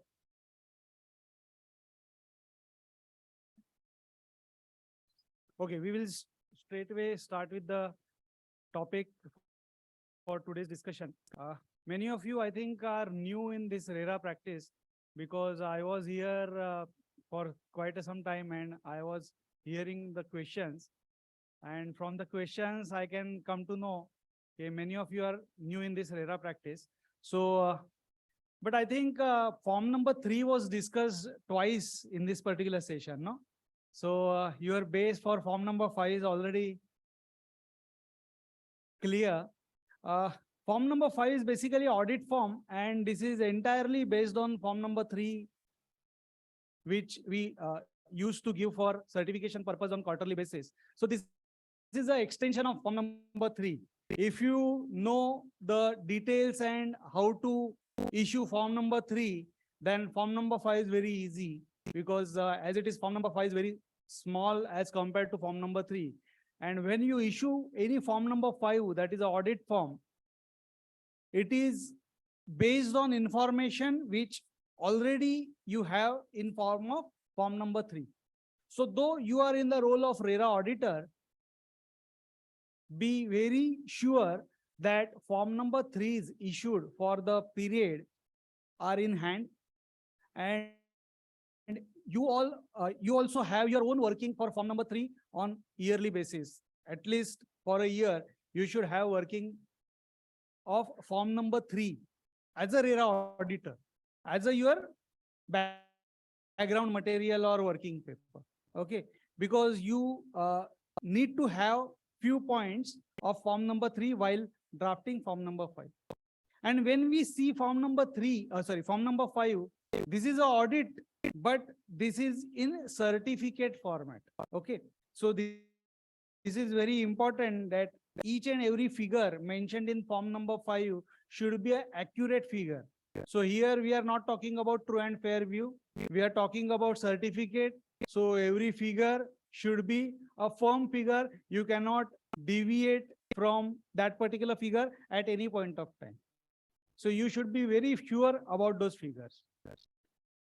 Before going ahead, I will start with this amendment dated 22nd December 2021 because entire discussion is based on this particular circular. If you see heading of this particular PPT, that is form number 5, RERA audit in Maharashtra. The image is Maharashtra. So they have modified their own version in Maharashtra based on this notification. And based on this notification, they have modified form number 5, which was there in the original act. So in the original act, form number 5 is slightly different. And in this particular, in Maharashtra, form number 5 is slightly different.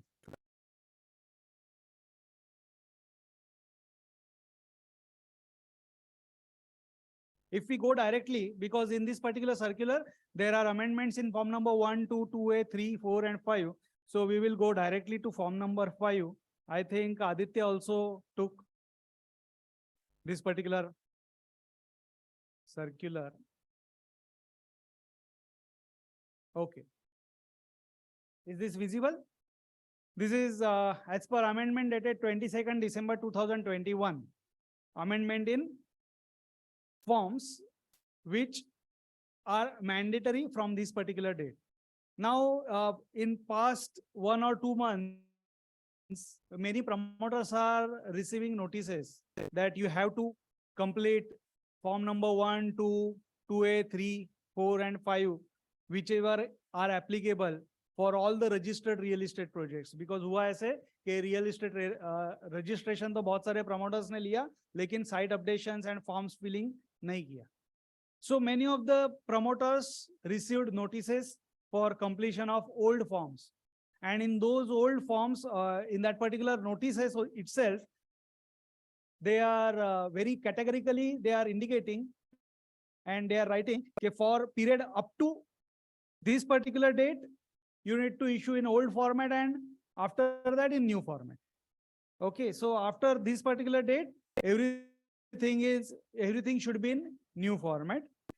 This should be on letterhead of a chartered accountant who is annual auditor of the promoter's company or firm. This we need to understand very carefully.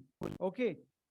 On the letterhead of a chartered accountant who is annual auditor of the promoter's company or a firm. So form number 5, who can issue form number 5? Any auditor for that particular firm can issue form number 5. It can be issued by any auditor, because here what they are talking about auditor under statute. So RERA is also statute. So if they are appointing you as an auditor only and only for the purpose of RERA, it is fine. The differentiating point here is, if you are issuing form number 5 for that particular firm, you cannot issue form number 3 for that particular firm. This is very clear. Okay. So as a statutory auditor, you cannot issue form number 3. As a statutory auditor under any statute, you cannot issue form number 3. So for example, if you are a company auditor of that particular company, you cannot issue form number 3 for that particular company. If you are a tax auditor for that particular company, you cannot issue form number 3 for that particular company. But if you are a statutory auditor or tax auditor of that company, you can issue form number 5, audit for that particular company. Okay. So form number 3 auditor and form number 5 auditor should be a different auditor. Internal audit, if you are auditing as an internal auditor under Companies Act, again you are an auditor under statute, no? Yes. Okay. So if you are an auditor under any statute, you cannot issue form number 3, but you can issue form number 5. Then again, heading of this particular form is annual report on statement of accounts, chartered accountant certificate. So they are saying okay, annual report on statement of accounts. So we are calling it as a RERA audit. And immediately on the next line, they are saying chartered accountant's certificate. So this is a audit report cum certificate. Then this is a subject line, report on statement of accounts on project fund deposit, utilization and withdrawn by the promoter from so and so period to so and so period with respect to RERA registration number so and so. Now, what is this so and so period to so and so period? So here we are talking about first date of project registration to 31st March of the latest year end. Okay. So this particular audit is not for one particular financial year or one particular fiscal year. This particular audit report is for a period which may be more than 1 year. Okay. From the date of RERA registration to 31st March, which you are dealing with. Say, for example, if a particular project is registered on first day of RERA registration, that is on 1st May 2017, RERA was introduced, then they gave relaxation for RERA registration. Say, for example, if my project is registered on 1st December 2017. So from 1st December 2017 to 31st March 2022, I have to issue audit report for this particular firm, if that particular firm's audit is going on. Okay. So from first day to every 31st of March, you need to cover. And this particular table is also making this clear that for this fiscal year and total for this project till date. So every year we need to give 2 figures. Figure only related with this particular fiscal year and figure related with first day to 31st of March of this fiscal year. Okay. So this is not a simple audit. If you are taking a new assignment for which previous RERA auditor was someone else, then it is your responsibility to find out figures from day one. You cannot depend on latest figures. Why? Because here in this particular certificate, you are giving figure from first day to 31st of March, which is you are declaring as your audit period. Okay. So, yes. Yes. That is the biggest risk in RERA audit. Okay. So, we will come back to this particular sheet because this is a RERA form. I have this particular form in Excel format also. Here we are talking about all these circulars basically prima facie. So primarily rules were issued in 2017 at the time of introduction of RERA. Then there was slight amendment in those rules in 2019 and major amendment in 2021, which we are discussing right now. This is amendment in form number 3. I think Aditya has already discussed all these amendments. So we will go ahead with these amendments and we will come straightway to amendments in form number 5. Earlier subject clause was missing in original form number 5. Now they have clear-cut introduction of subject clause. So subject clause certifying deposits, utilization and withdrawals. In subject line itself, what they are asking from you, they are asking from deposits, utilization and withdrawal. So we are certifying all these 3 figures: deposit figure, utilization figure and withdrawal figure. So you cannot withdraw from any of the figure given in that particular certificate. So you should have a clear-cut database with you while issuing this particular certificate. Then tabular format of information, which was missing in an old format. Then shortfall of deposit amount to be provided. Date-wise details of excess withdrawals to be provided in this particular certificate if there is an excess withdrawal. Now, what is an excess withdrawal? Excess withdrawals means whenever you withdraw amount from that dedicated or designated account, it should be as per supporting given under form number 3. So if your form number 3 withdrawal power is, say for example, 10 crores and you are withdrawing 11 crores, that means excess withdrawal of 1 crore. That excess withdrawal, it may not happen कि excess withdrawal 1 crore एक ही साथ निकाल लिया है, in discrete manner में भी निकाला हुआ हो सकता है. So you should report all these things. That is the reason I told you कि you should have your own form 3 working in hand.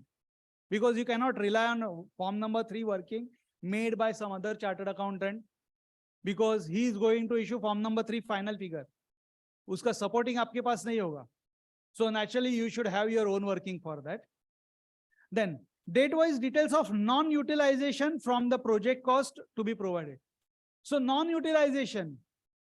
So this particular certificate we are giving for utilization also. So if there is non-utilization, that means amount withdrawn from the account but not utilized for land and cost of construction, then you should report that particular thing. So you have withdrawn from the account and you have utilized in discrete manner, then you should give date-wise details कि कहाँ पे वो non-utilization हुआ है. Then counter signature of promoter in old form number 5, counter signature of promoter was missing. Now counter signature of promoter is also required.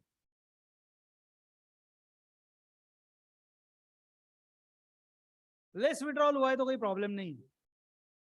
नहीं, मैं आता हूँ वो सर्टिफिकेट जहां पे आएंगे वहां पे मैं बताता हूँ. एक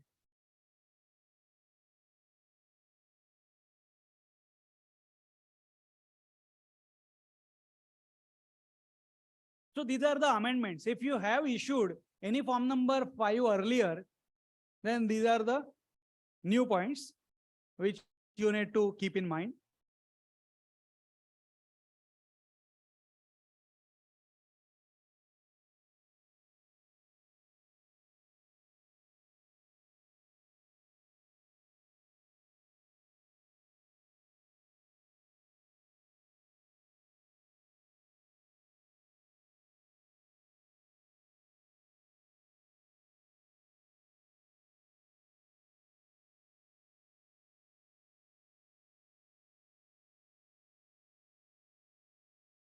This is my live case.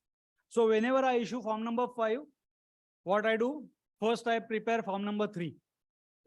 Form number 3 with table annexure C and with all the supportings, I prepare form number 3 first.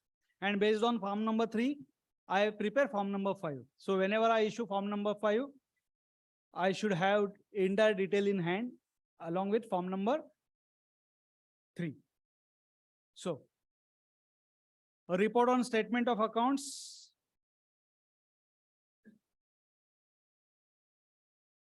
Then this certificate is issued in accordance with the provisions of Real Estate Regulation Act 2016, read with rules.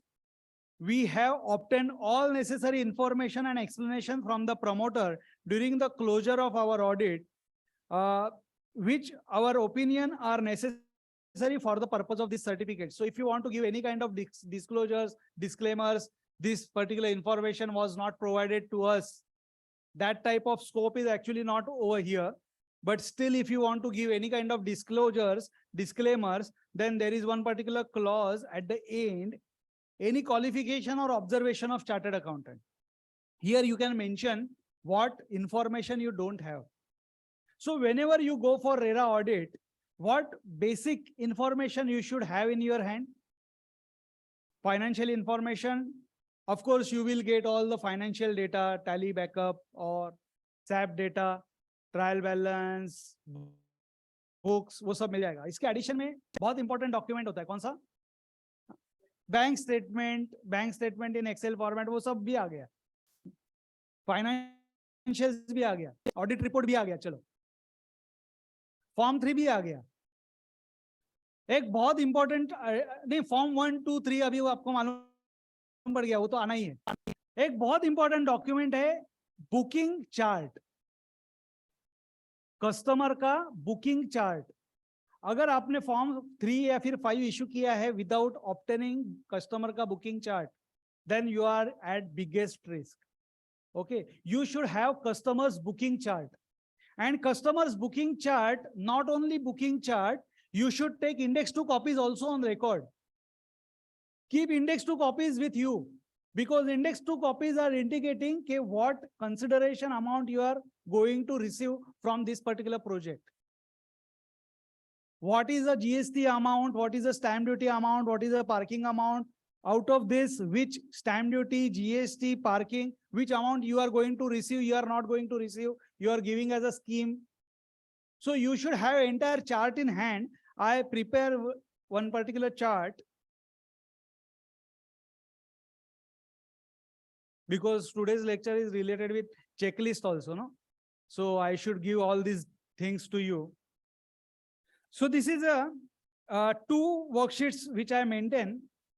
One is related with this unit number, building number, flat number, carpet area. This carpet area should be as per RERA carpet.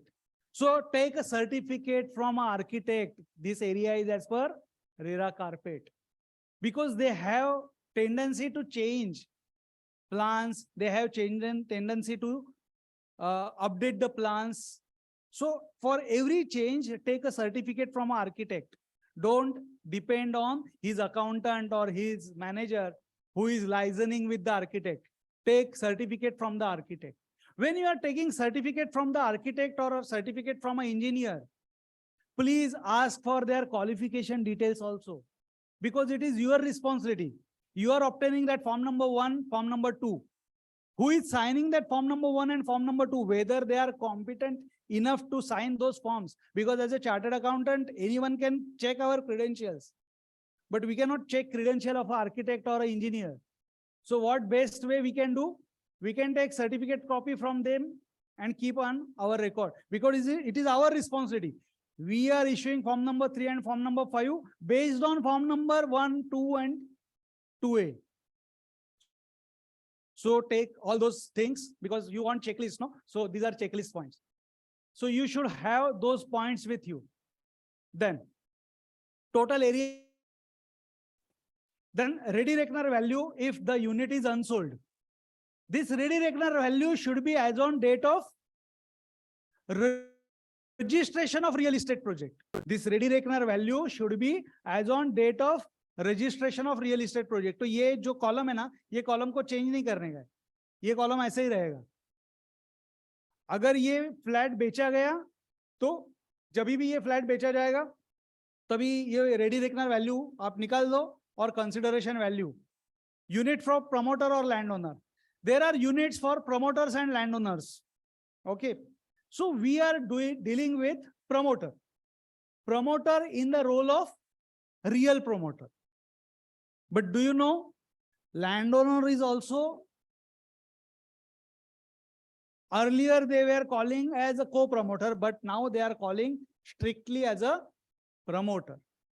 So there are two types of promoter. One promoter is a promoter, our real client, but there is a landowner also. And many of the cases we may deal with the landowner. Only landowner is my client. Okay.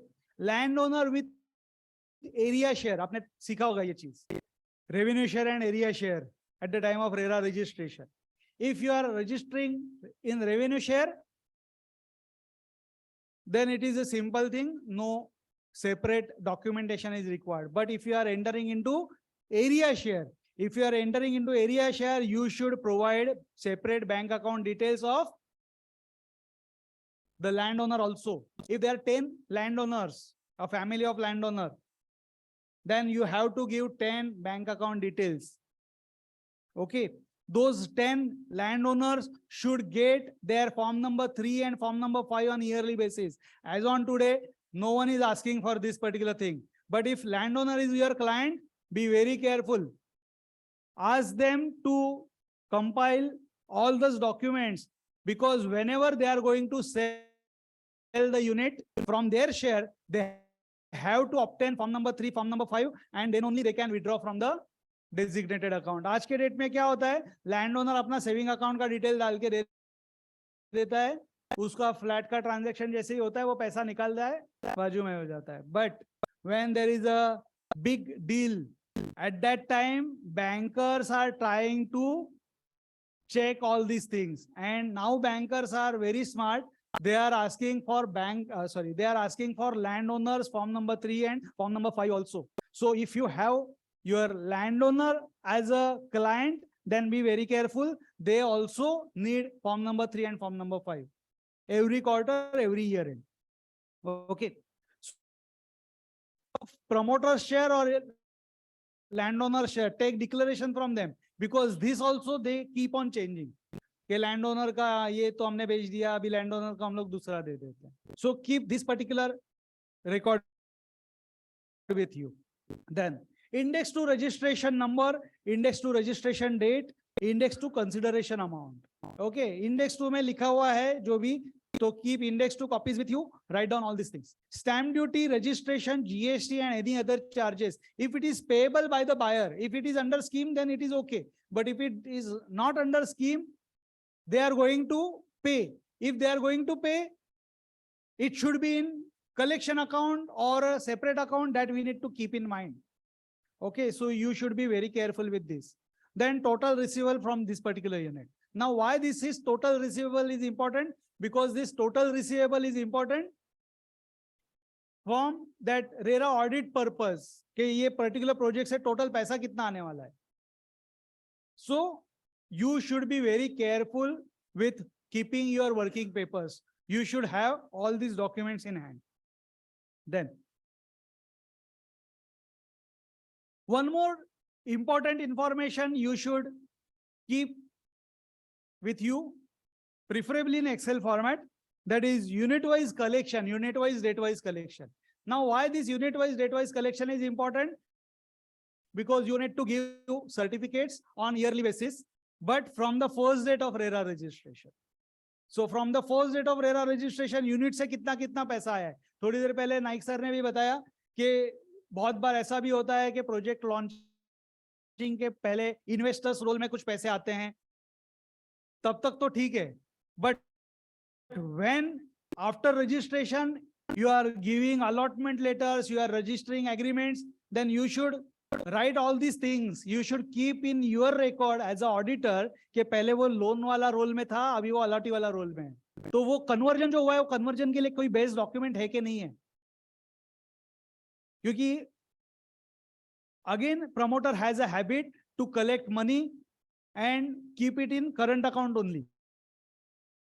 It should be ideally in loans and advances if it is in pre-RERA registration period. If it is pre-RERA registration period as a loans and advance, then it is completely okay. But if it is in pre-RERA registration, amount collected in current account and keeping as a current asset, then you are in trouble, because as a RERA auditor, you need to give declaration, okay, what is a violation of the act. This is a violation of the act, and you should point out this particular violation. Okay. So all these things, you should keep all these working in hand.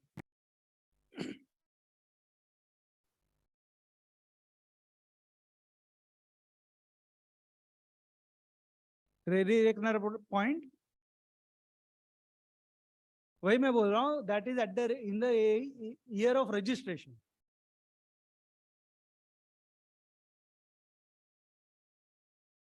If you check definition of form number 3 ना, form number 3 आप check करोगे ना, तो form number 3 में बहुत clearly है कि index value in the year of registration.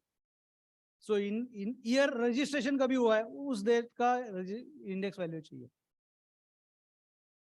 RERA registration.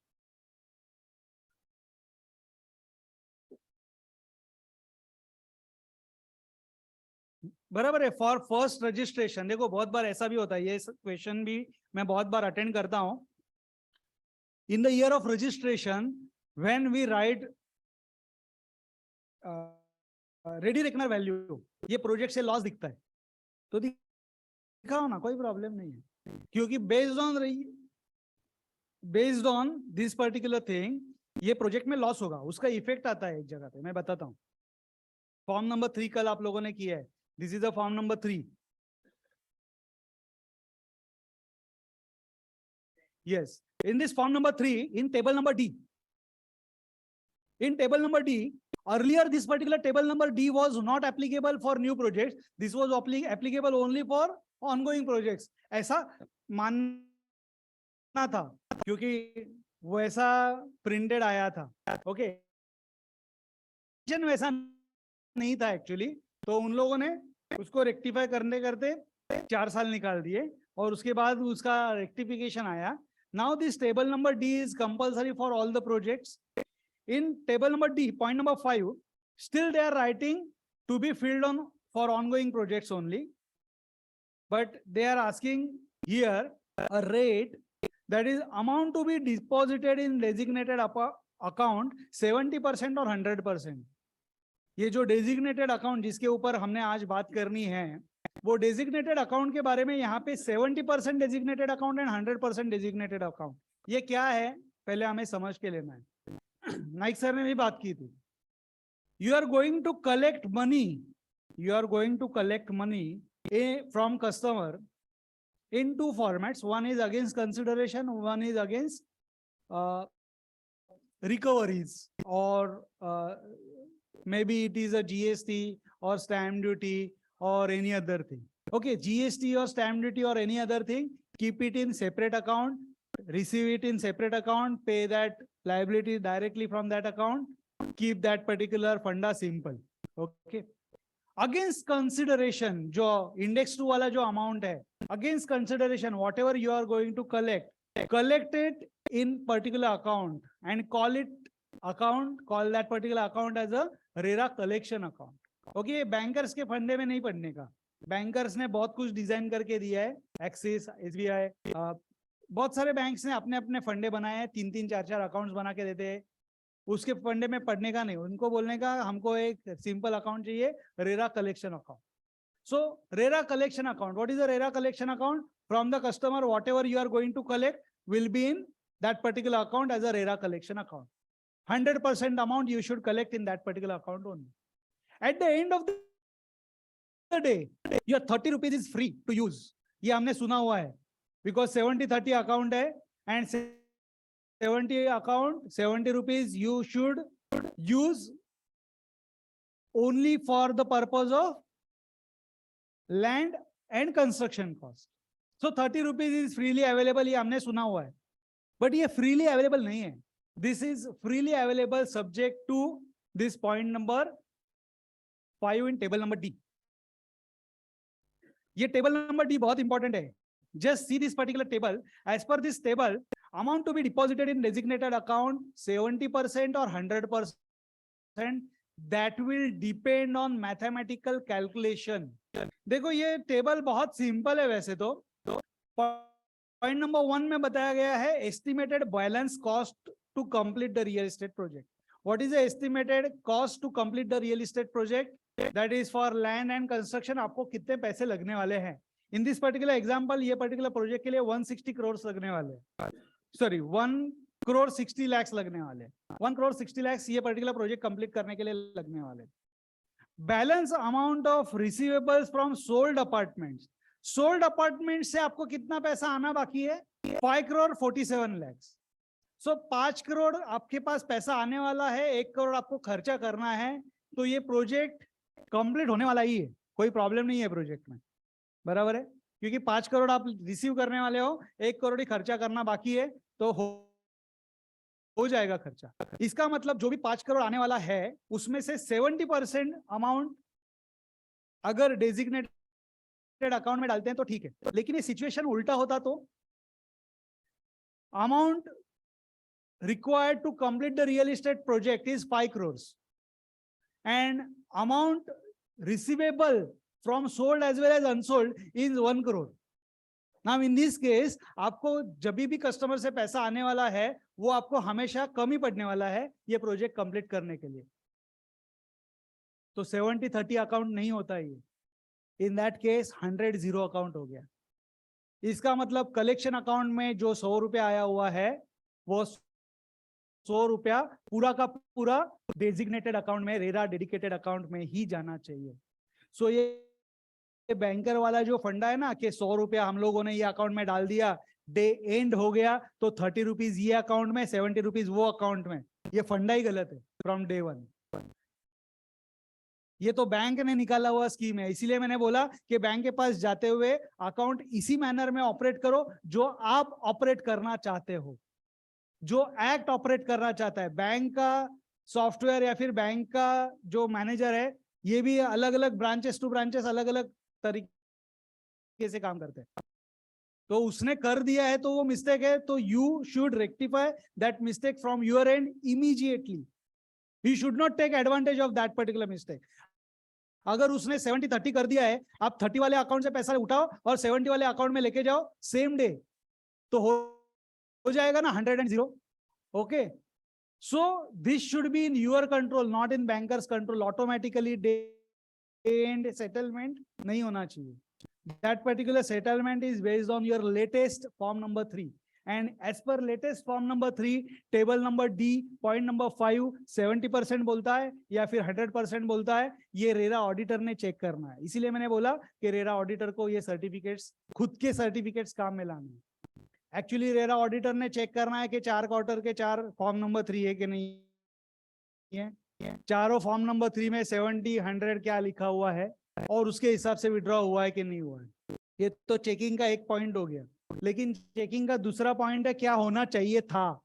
और क्या होना चाहिए था, आप क्वार्टरली बेसिस पे बनाना चाहते तो वेरी गुड, नहीं बनाना चाहते एटलीस्ट ईयरली बेसिस पे बनाओ. क्योंकि बीच में कहीं पे डेविएशन है. स्टार्टिंग में ये होता है कि स्टार्टिंग में प्रोजेक्ट से लॉस दिखता है.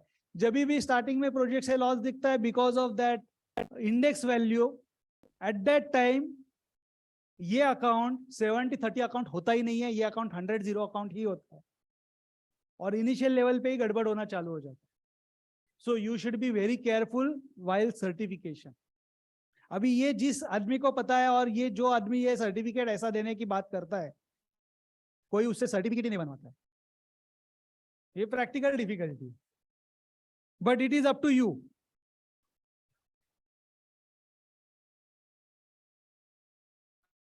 हाँ, ये केस में है, ये केस में है, नो इश्यू. सोल्ड अनसोल्ड का total should be sufficient enough to cover your cost of construction and cost of land. If it is working, then 70-30. If it is not working, 100-0. It is as simple as that.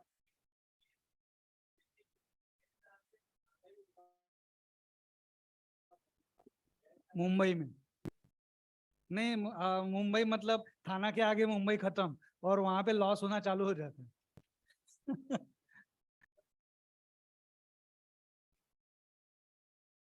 मिलने वाला है. But registration date पे शायद loss हो सकता है.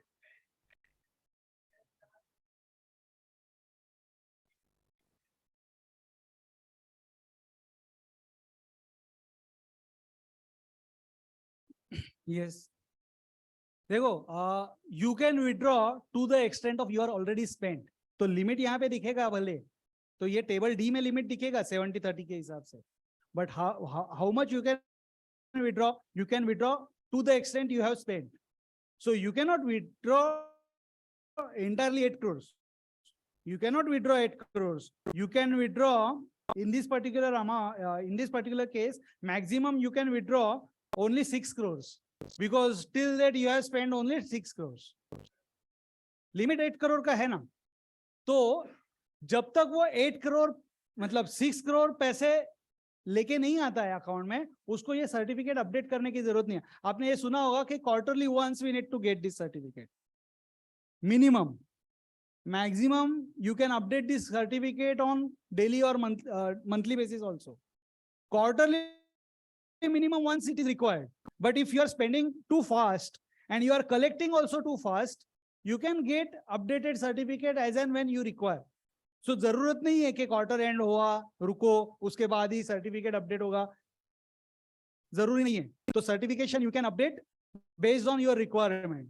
If you exhaust your drawing power, you can update this particular certificate. Okay, so certificate in form number 3. Yes, you can take जो standard rate ready reckoner rate आपका local municipality use करता है, that floor rise you can take. Okay, only thing is get a certificate from the that advocate practicing in that particular area. This is our area's practice of calculation of ASR. So calculation of ASR का एक देखो आजकल तो MGR site के ऊपर easily आपको मिल जाता है ready reckoner value. So based on that you can keep that particular thing on record, because ultimately you are going to sign this particular certificate. Okay, though these figures are estimates, we are not certifying estimates. Okay, you can write in your notes, we are not certifying estimates, we are certifying only the actual figures. Okay, but ultimately those estimates are part of your certificate. So take as much as precautions you can take documentations and keep all those records in your file. Okay, so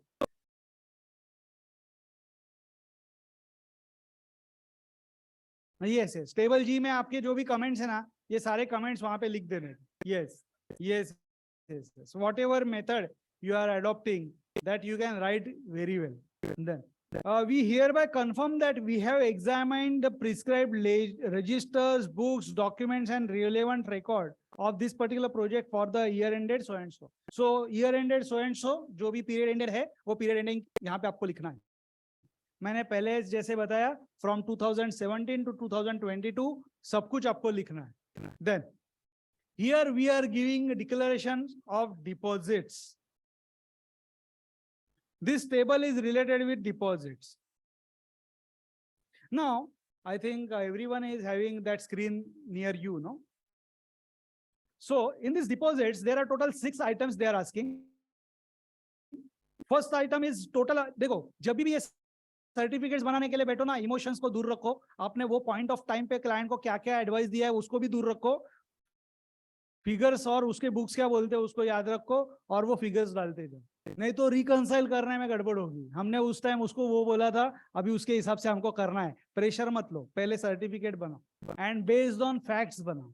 okay, based on actual records बनाओ. So total amount collected from allottees, total amount collected from allottees, you will easily get this particular amount from your bank statement. Now, which account we are talking here? Total amount collected from allottees. So 100 rupees वाला बोल रहे हैं, 70 रुपए वाला बोल रहे हैं, 30 रुपए वाला बोल रहे हैं. ये पॉइंट दिमाग में बहुत क्लियर होना चाहिए. हमेशा we are talking about 100 rupees. Okay, so allottee से पैसा कितना आया वो सवाल है. अलॉटी से पैसा आया 100 रुपया. So they are asking that 100 rupees wala account, how much amount you have collected. देखो, this is the reason it is very important to keep these accounts in this particular fashion only. Okay customer ने अब तक जो भी किया है, promoter ने अब तक जो भी किया है, अगर आपको वो कचरा साफ करना है और अगर लाइफ को आसान बनाना है, he should have one designated account in which he should collect entire amount. He should have that 70% वाला एक regular account, 30% वाला another account. That 30% account may be his regular current account also. Okay, so ideally 2 accounts requirement. One is collection account and one is 70% designated account. And apart from that, he can have his regular business current account. Okay, so he should collect amount of rupees 100 in one account. At the end of the day, based on this particular certificate, either 70 or 100 should go to the separate account. And till the time he do not keep that particular amount in that particular separate account, he should not use that account. That is also sufficient enough. क्योंकि ये 100 वाले account से वो खर्चा जब तक नहीं कर रहा है तब तक कोई टेंशन नहीं है. ये 100 वाला अकाउंट से पैसा अगर जाना है, रूट होना है, तो सिर्फ और सिर्फ वो 70 रुपए वाले अकाउंट में ही आएगा. Okay, based on this particular certificate. Otherwise, let the amount be in that 100 rupees वाला अकाउंट, because वो 100 rupees वाला अकाउंट कलेक्शन अकाउंट है, उसमें से आप लोग स्पेंडिंग नहीं कर रहे, तब तक ये ठीक है mechanism. Then whenever you have this certificate of form number 3 in hand, and you will get information about 70-30 and how much is the drawing power. Based on that, जो भी आज के डेट तक वो 100 रुपीज वाले अकाउंट में आया है, बेस्ड ऑन दैट एक कंसोलिडेटेड फिगर बनाओ, 70 वाले अकाउंट में पैसा लेके जाओ, और अगर सर्टिफिकेट बोलता है तो 30 वाला अकाउंट से आपके करंट अकाउंट में पैसा लेके आओ. नाउ अभी बचा गया 100 रुपीज वाले अकाउंट में 0 बचा है, 70 रुपीज वाले अकाउंट में 70 रुपये आके पड़ा है, जिसका आपके पास विड्रॉवल पावर है, because you have already spend the amount. Day खत्म हो गया, वो 70 रुपए वाले अकाउंट को भी आपके रेगुलर करंट अकाउंट में लेके आओ. इससे होगा क्या, it will be easier for you for record maintenance and record checking, because ये अकाउंट से उसने खर्चा किया है सारा, वो खर्चे का आपके पास हिसाब है जिसको आप लोग चेक कर सकते हो based on this form number 3 वाला इंफॉर्मेशन. यहाँ पे बोला क्या है, कलेक्शन अकाउंट में कितना कलेक्शन किया है, 70% वाले अकाउंट में 70% में कितना पैसा गया है, और यहां से इधर कितना पैसा आया. So by doing this you can make your life simpler. If they are implementing any hybrid method, then it will be difficult for you for checking and as well as for disclosure in this particular form. If you are implementing any other method, be very careful for drawing all these figures. So this total amount collected from allotee is actual bank statement wala figure, you can write here very well. Second point is percentage of amount to be deposited as per the act. Now why they are asking as per the act 70 or 100, that you should write 70 लिखना है या 100 लिखना है.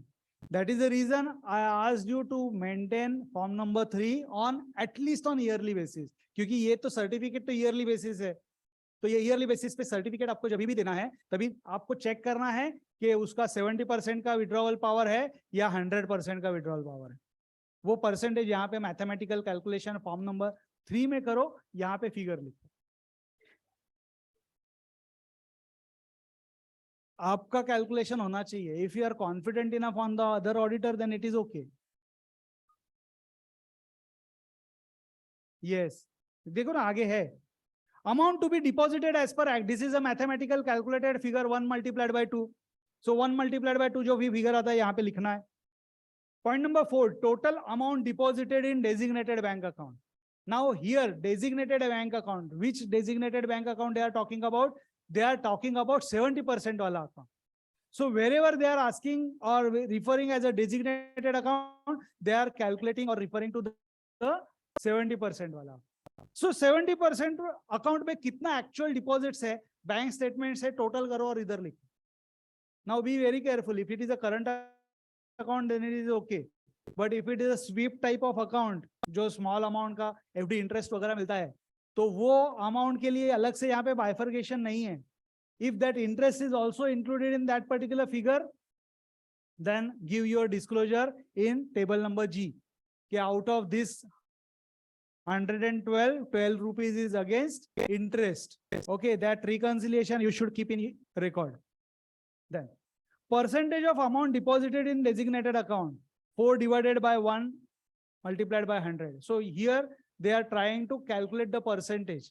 कि कितना percent deposit हुआ है, जितना कलेक्ट हुआ है और जितना वो अकाउंट में आया है उसका परसेंटेज 70% से नीचे नहीं जाना चाहिए. अगर जाता है तो that is a short for all excess. That figure they are calculating. So this is very simple mathematical figure. Don't put your emotions here.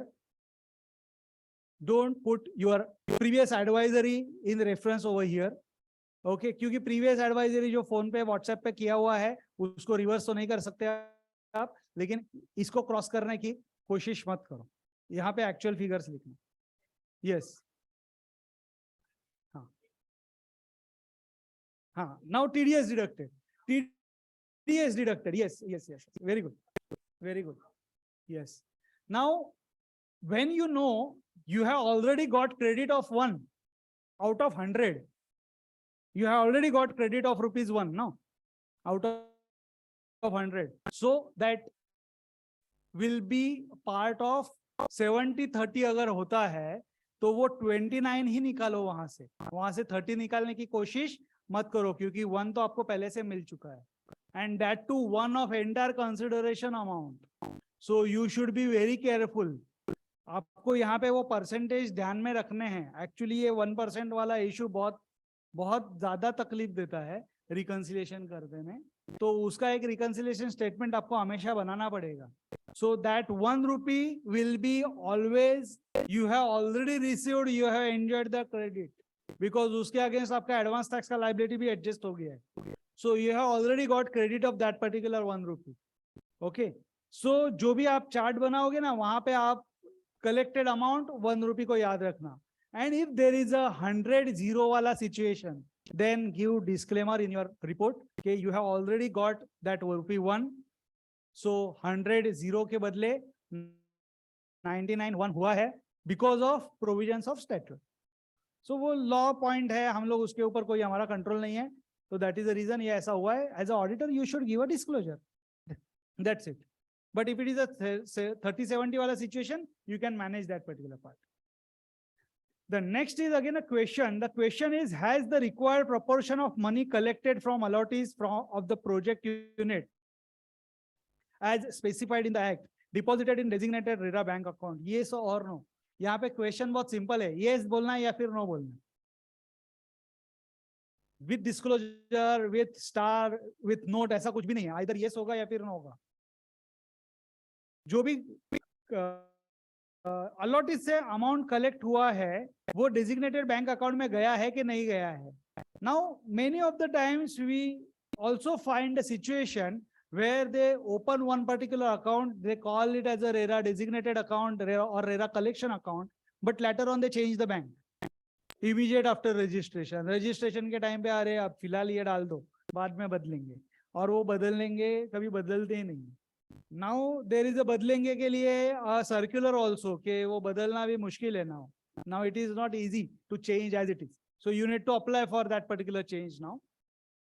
But if it is not so, if you are using some other account as a RERA designated account, then write over here no. And if that is a no, write that particular amount which you have deposited in some other account and give disclosure in table number G के क्या हुआ है.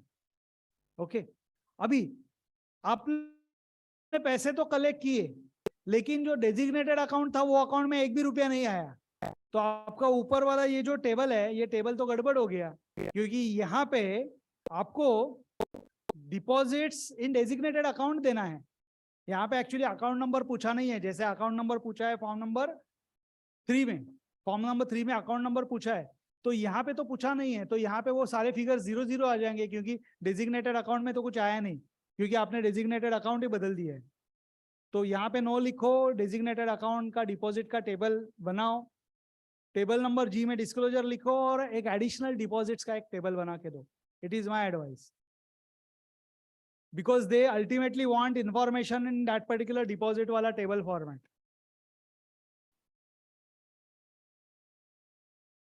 Two, three current account for expense is okay. It is very wrong. It is wrong practice. Huh?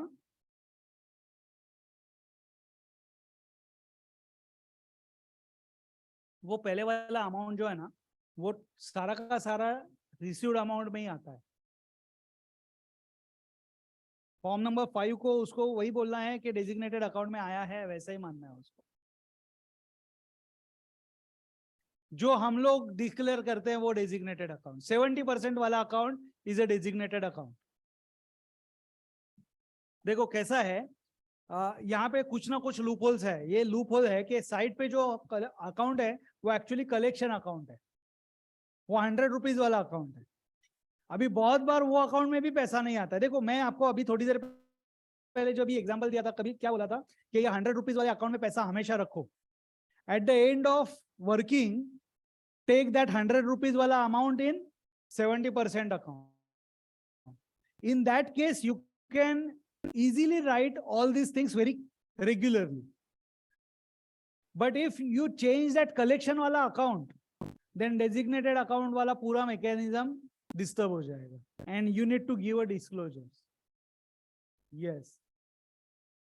2-3 accounts matlab kaun se account mein kitna gaya hai, that you need to give in writing. Yes. And you should have working for that. This is a adverse remark. Actually this is a negative type का report है ये, लेकिन हमारे पास option नहीं है. अगर promoter ने ऐसा काम किया है तो हमको ये देना पड़ेगा. So be very careful and write everything in your audit report, because आज के डेट में एटलीस्ट इन महाराष्ट्र कोई एक्शन नहीं हुआ है, बट इन एक राजस्थान में एक एक्शन हुआ है on chartered accountant for this particular wrong certification. Every state have their own certificate वाले फॉर्मेट्स एंड पीरियोडिसिटी.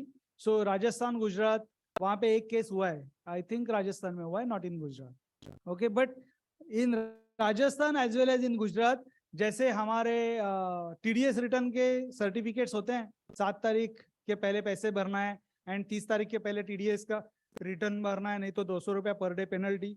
वैसा वाला सिस्टम गुजरात में है एंड अभी वो महाराष्ट्र में भी इंट्रोड्यूस होगा.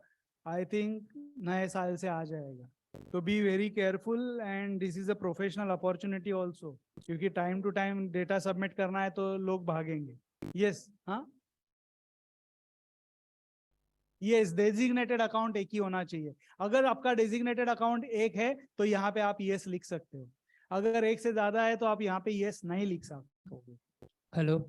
If there is only one current account maintained, no separate designated account maintained at all the money that is coming in this particular account only. Even at the time of registration, this particular current account was stated to be the designated account for the Yes. purpose of registration. Yes. Now, in that case, whether we'll have to report amount collected in Yes, the because you are- deposit. So, in the first table that you show, can you please just take it on that side? So the amount in point number 4, do we need to write over here the total amount deposited in designated bank account, because there is no separate bank account as such? Yes, then also the figure will be same, no? No, because all the money that is coming, even other money is Yes. also coming. There is This is the problem. Ah. This is the problem. How you are going to reconcile all those things? So you should have a reconciliation sheet in hand. okay. Because the question is very simple. Amount deposited in the designated bank account. In that bank account, what is the deposit amount? You need Okay. to write a mathematical figure. So we say that that account itself is a designated bank account. Yes. So in next So question, it may happen Huh. from allottees, you are going to receive rupees 100, but because of interest, loan and other things, your total deposits are 200. Ah. That may be the situation. correct. So this is a shortfall, और जो भी है वो automatically mathematically यहाँ पे आएगा. Now you have to give your working in table number G. इसीलिए मैंने बोला अगर आप एक ही टाइप का अकाउंट यूज करते हो तो as a chartered accountant your life is going to be difficult. Okay, so in the next question, has the required portion of money collected from allottees deposited in the designated RERA bank account? The answer will be yes in that case. Yes, yes. Though there is no separate designated account.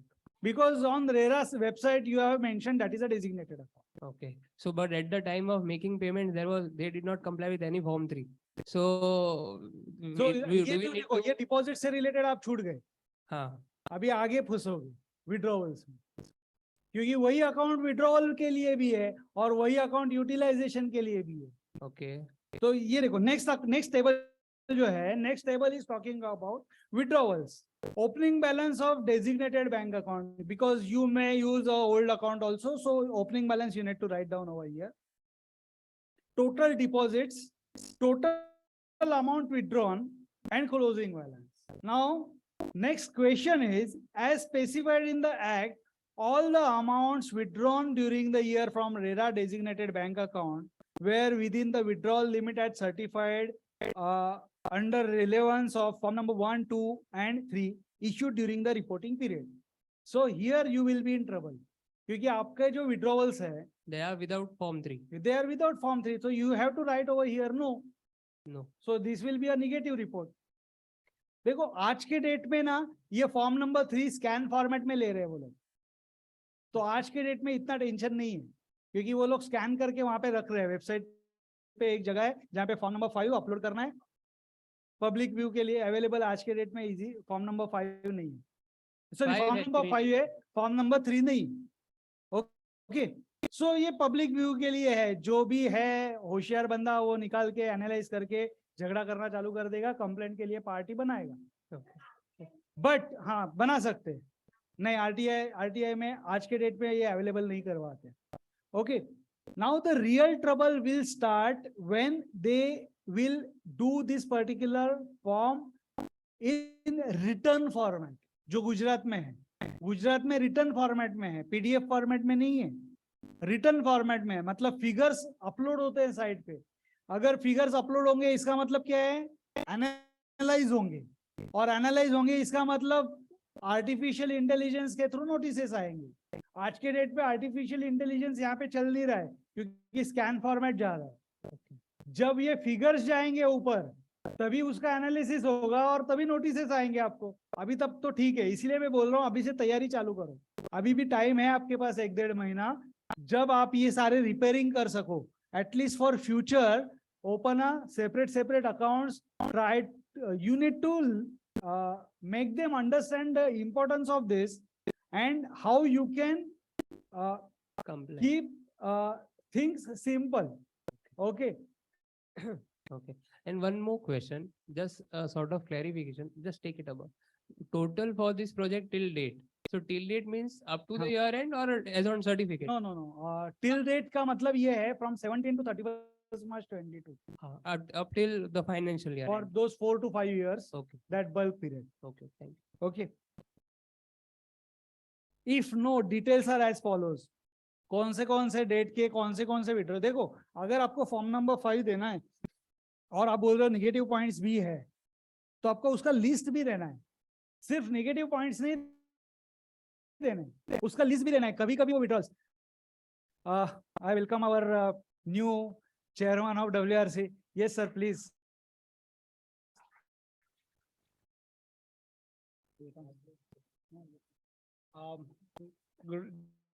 Good evening, everyone. Just don't want to interrupt much, but today it's a great day for each one of us. And I'm happy that you all have been part of this day today. Just wanted to share this joy with each one of you. Today we've taken up, so I and my team has officially taken over for this new year, WIRC as a, if I was over to say that we are entering into the 75th year of ICI, so it's going to be a glorious year. We want to start it on a very good note. This time the theme, the entire vision that we have kept is pride. Each one of you in one way or the other is a pride of this WIRC, because you are social, because you are involved, because you are committed, because you are responsible, and because you take it on yourself in one way or the other. Be it the society, be it any economic forum, be it anywhere else. We are always there as a chartered accountant. You'll find a chartered accountant, a common name in everywhere, in every field. Pride stands for perform, relearn, innovate, distinguish, and enrich. This is what we'll be working on. And today you're working on a wonderful topic. And thank you, sir, for you've just taken your time, but we'll quickly wrap this up. Today, our team is, of course, I am Arpit Kabra as the chairman of WRC. I'm joined with Hitesh Pomal from Ahmedabad as the vice chairman. I was our secretary of WRC, CA Saurabh Ajmera. Please put your hands together. A young and a dynamic guy who has come from a very small, humble background and come here till a lot of, at this post, making sure that he is ensuring the lives of all that he comes across is enriched in one way or the other. So I'm sure this year as a secretary, he'll also do something extraordinary. And Treasurer Ketan Sayya, you've already seen him as Ketan Bhai. Please put your hands together and welcome Ketan Bhai. You've already seen him perform as the Vikasa chairman. I think one of the biggest achievements, one of the bigger feather in his cap is we won the India's best Students Association, the Vikasa Award. So I think congratulations, Ketan Bhai. So this is our team, and this year Vikasa would be led by CA Pinky Kedia, another very, very strong female and strong women who we have.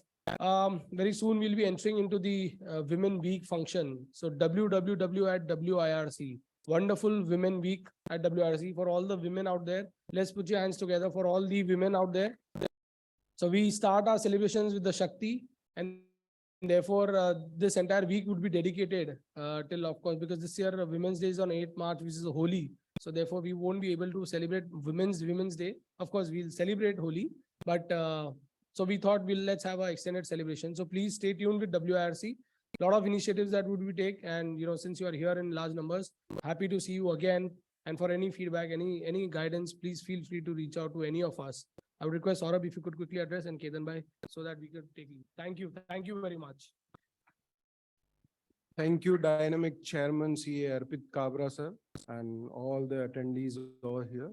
So sorry for the interruption in between the session, but we would like to highlight some of the initiatives which are in planning. And in the search of new avenues of the practice, we are doing our regular program for startups, for data mining, for technological integrations. So we need your feedback for each and every programs. Today I think today is the last day for this refresher course on RERA. So we need your feedback for the improvement, any kind of suggestion you want to make at wrc@ici.in. And we are committed to empower all our members over here. Thank you, everyone. Thanks for all your support. Good evening, friends. Echoing what my colleagues Saurabh said, two things. Number one, we are organizing a box cricket on 12th, and we request all of you to participate you can participate individually, you can participate in team also. Also, second point, those who are, youngsters and those who are experienced, you can come forward and get involved into WRC's various activities, be as a speaker, be as a coordinator, or for in any other capacity as a writer. We are, working on a lot of publications also, which are going to come up. And I'm sure the Honorable Chairman is also thinking of making some publication in this area of expertise of RERA also. So requesting all of you to volunteer for the alma mater in different capacity, wherever you are interested in, whatever topics you are interested, you can contact any of us. Thank you so much. Yes, thank you. Thank you, sir.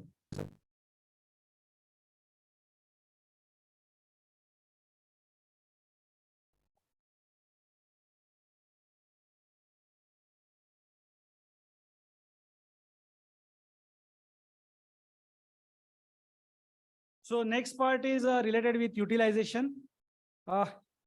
Here again, we are certifying that the promoter so and so has utilized the amounts withdrawn from the designated bank account toward the project cost only as specified in the Act. Now, this is very important.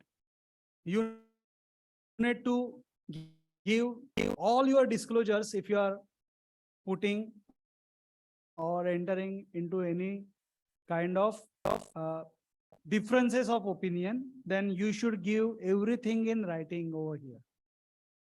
Okay, because this is the reason I told you that you should have form number 3 ready with you, because unless and until you have form 3 of your own working, you cannot find out the utilization. How you can justify the utilization? How you will certify the utilization or non-utilization without having working in hand? Because RERA के अंदर जो भी खर्चा होता है either land के लिए होता है या फिर कंस्ट्रक्शन के लिए होता है, उसका वर्किंग आपके पास होना चाहिए ना, उसका लिमिट के अंदर है नहीं है, इंजीनियर के कॉस्ट से कम किया है कि नहीं किया है, that you can come to know only if you have form 3 in hand, your own working. You cannot rely on some other professionals working over here. Okay, so here you should give all the non-utilization as per you. Say, for example, if any admin expense or any selling and distribution expense, they are part of cost sheet or direct cost. So you should make a note of that. If your figure is different than figure of form 3 chartered accountant, then you should make the point and you should write all those points over here. Okay. And any other qualification observations. Now, what are the qualifications or observations they are expecting us to give in writing? So for that, we have come out with that WRC RERA Law and Practice Manual. I am also one of the co-author of that particular book, but that book is now out of stock from the market. And as it is, that is based on old form number 3 and form number 5. So we are working on the updations of that particular form number 3, form number 5. So we will come out with that form number 3, form number 5 updation part related with that particular new version of the book. But till that time, you can have these notes. These notes are already distributed to you. All these are the checkpoints that are audited by chartered accountant under RERA. These are basic points which we have already discussed. I think this is already distributed to all of you. Then what is a RERA designated bank account? RERA designated bank account is basically 70% account. They are referring into who should be auditor. Auditor for projects other than government projects will be a chartered accountant. For government projects, their independent internal audit head will be a auditor for them. That is as per RERA circular. Then this is a checklist.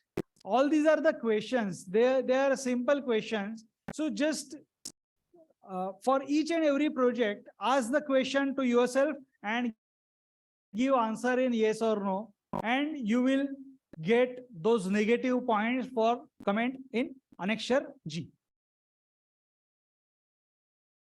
So this is very simple list, and this simple list is violation of which particular act or rule.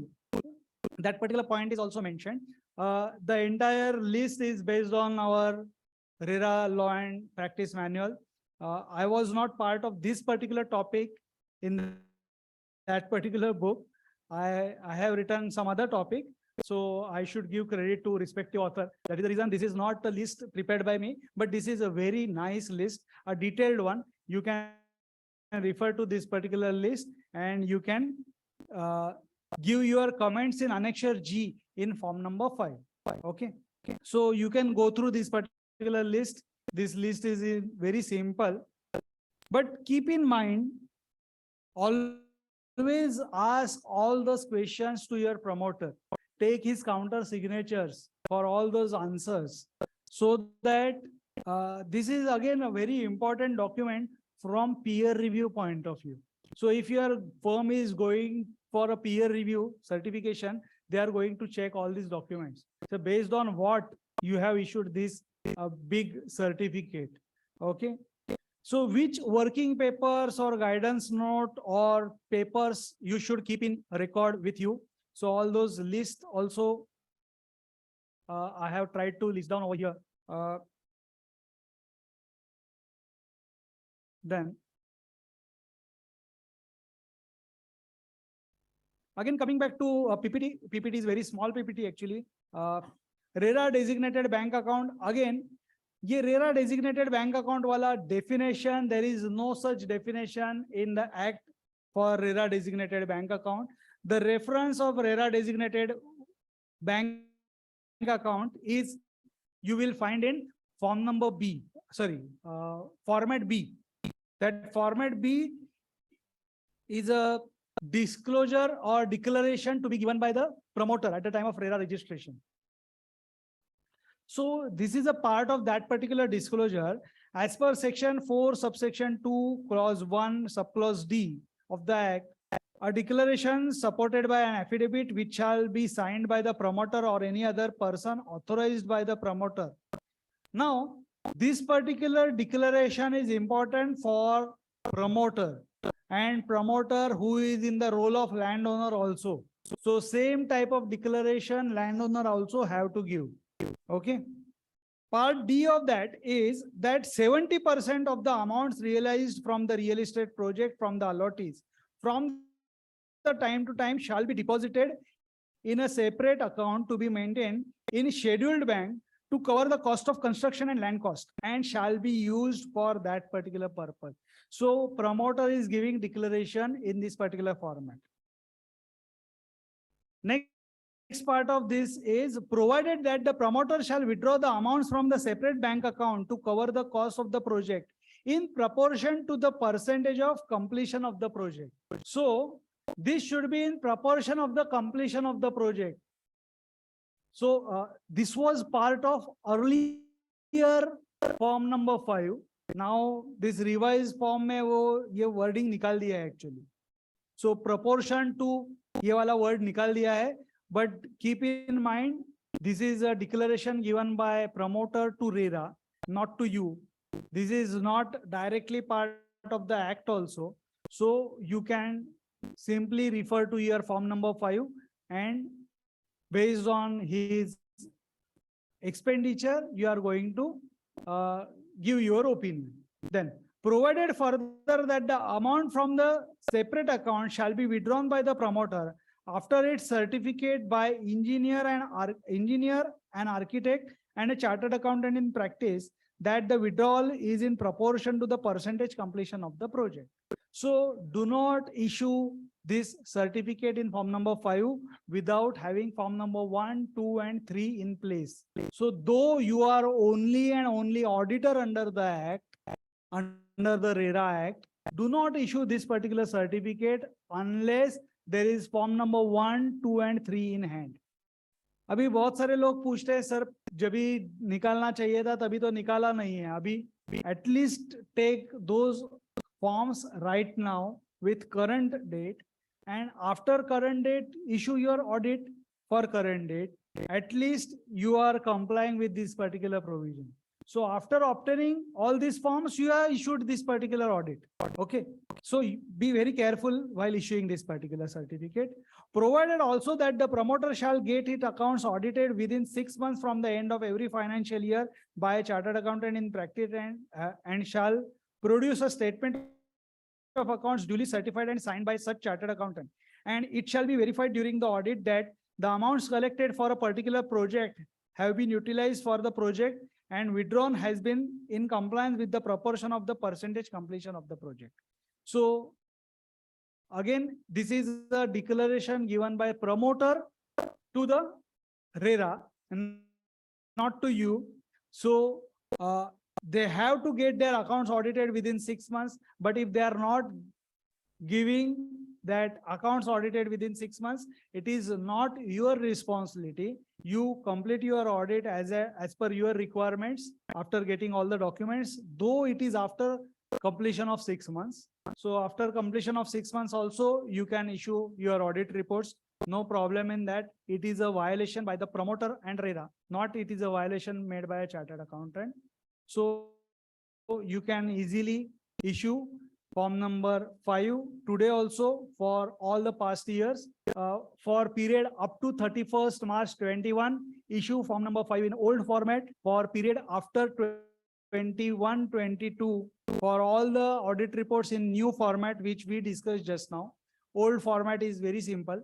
So if you finalize this particular format, you can easily give in old format for earlier year. If you have already received notices that comply within 30 days और अभी तक comply नहीं किया है, please be in hurry, comply as early as possible क्योंकि RERA किसी भी वक्त second show cause notice निकाल के penalty लगाने के चक्कर में है. So be very careful in that and all the best for your form number 5. If there are any questions, we can take. These are my contact details. You can contact me any point of time. Yes. From 21-22 new format. Yes.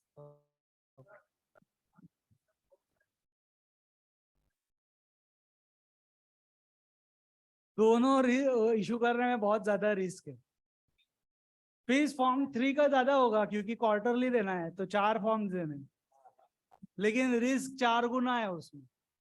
4 Guna. So form 5 is better. देखो, I will say do not issue form number 3 and form number 5 independently. Always keep both the chartered accountants in loop. So if you want to practice in RERA, practice in RERA with keeping in confidence with the another chartered accountant. I will not say prepare दोनों खुद ही करो और sign दो जगह से लो, लेकिन 2 लोगों को लूप में रखो. इससे एडवांटेज ये होगा कि आपके कॉन्ट्राडिक्टरी पॉइंट्स जो भी है ना वो क्लोज होते जाएंगे.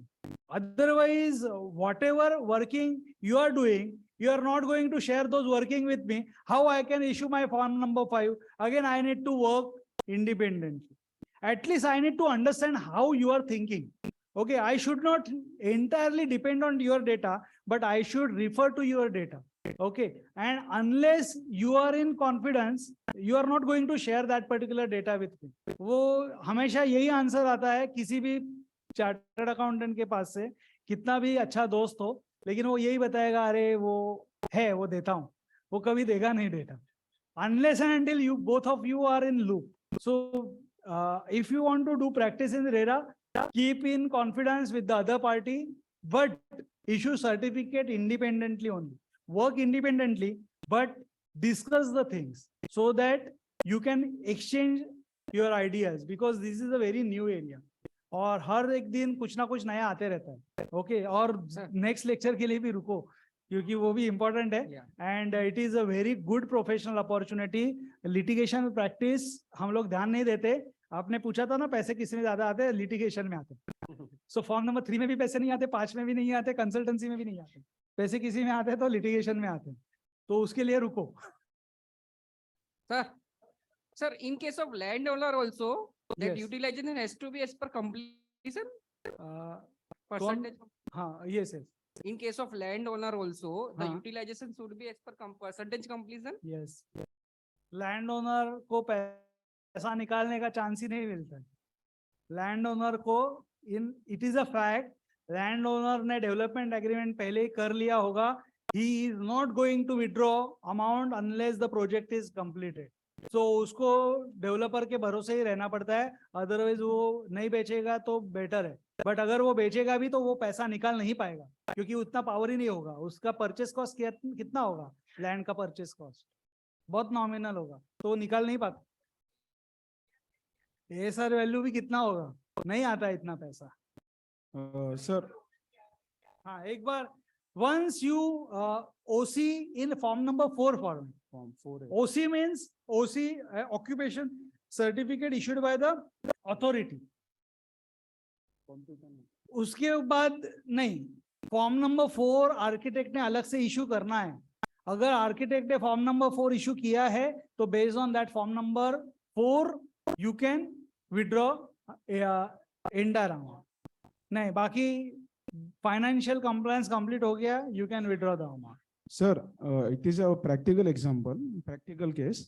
Sir, in one of the case, there was a 2 wing And thus there was a separate registration for the two wing. The one wing was the tenant building and second was the saleable building. But the developer has taken, opened the account, only the one account.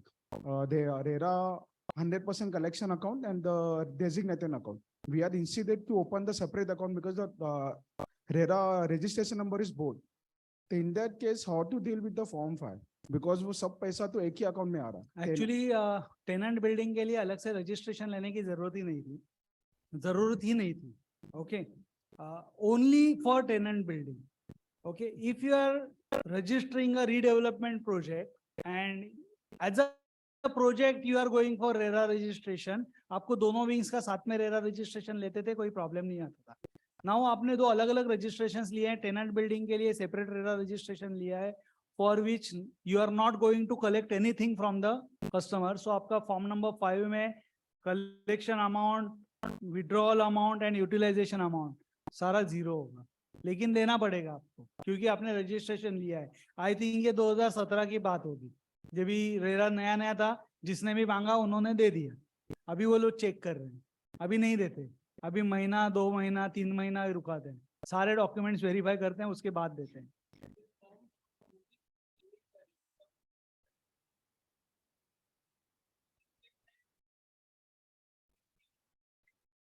Yes, for that particular financial year you have, yes, subsequent year you need not file. और ये कैसा है कि आपका RERA का registration जो life तक है तब तक आपको नोटिस आते रहता है. तो once that particular OC is received, next year you need to upload कि RERA audit is not applicable because we have already received. Yes, to that particular date only. OC हो गया मतलब आपका लैंड ऑन कंस्ट्रक्शन हो गया ना, land cost भी complete हो गया और कंस्ट्रक्शन कॉस्ट भी कंप्लीट हो गया. OC आ गया तो अभी कंस्ट्रक्शन के लिए क्या खर्चा करोगे? कुछ भी नहीं. सो आइडियली आपका कंस्ट्रक्शन कॉस्ट अभी कंप्लीट हो गया, कलेक्शन होते रहेगा. यस, वो डेट तक का देंगे. यस, 1 to 1 लेते हैं ना.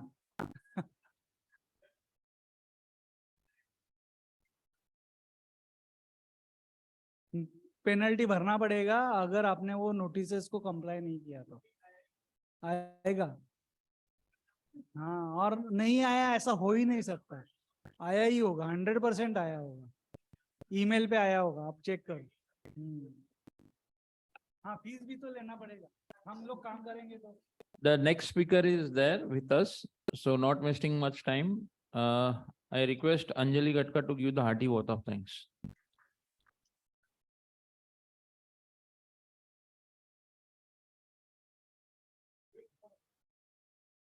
Thank you, Amish. I hope everyone here enjoyed the session, how minutely he has explained how Form 5 is to be filled up and how to Form 3 also to be issued. I thank Amit sir. Friends, put your hands together and give him a huge round of applause. We'll have a short break. We'll come together by 7.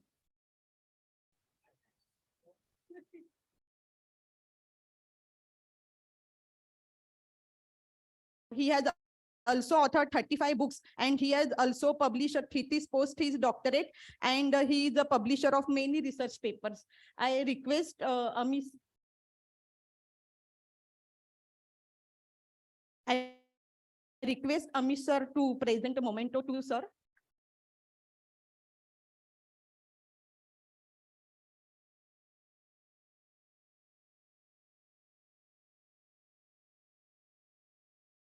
Please start with the session.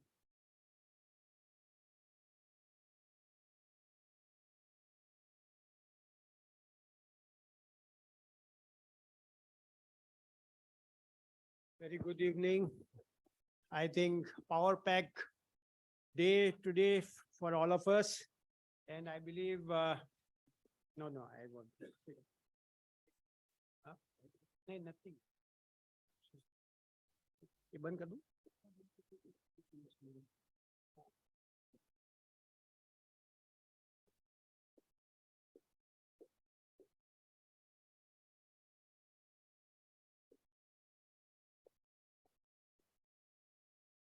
One very fine day,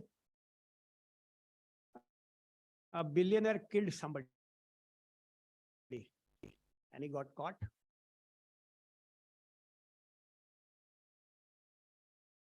His relative engaged the best of the best lawyer in the country and said, sir, फांसी नहीं होना चाहिए. We don't want capital punishment. We want the life imprisonment.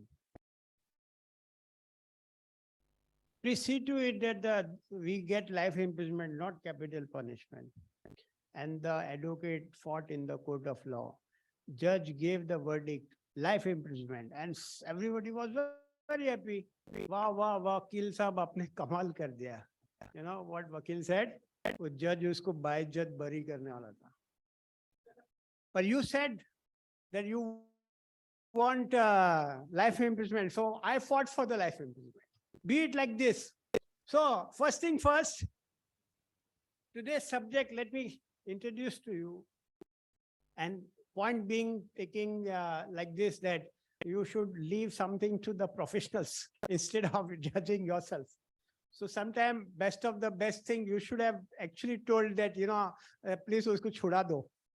Instead, you know, you have so many preconceived notions in your, you know, with whatever way it is coming into your mind, with it either maybe a WhatsApp university or maybe a Google or maybe, you know, और वो अधूरा ज्ञान इतना खतरनाक होता है.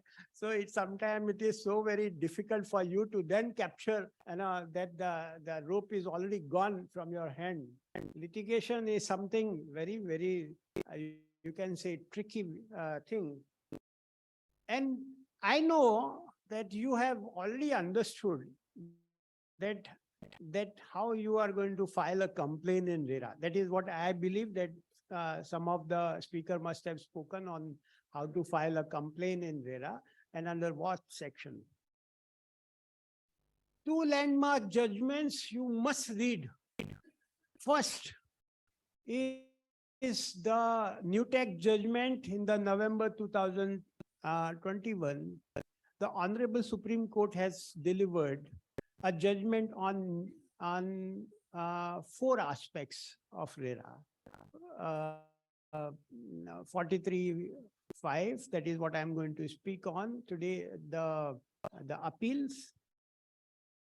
Whether the adjudicating officer under section 71 and 72 are authorized to give you the refund with the interest or no.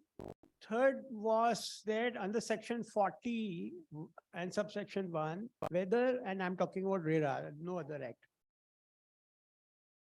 whether the authorities can attach or issue such warrants.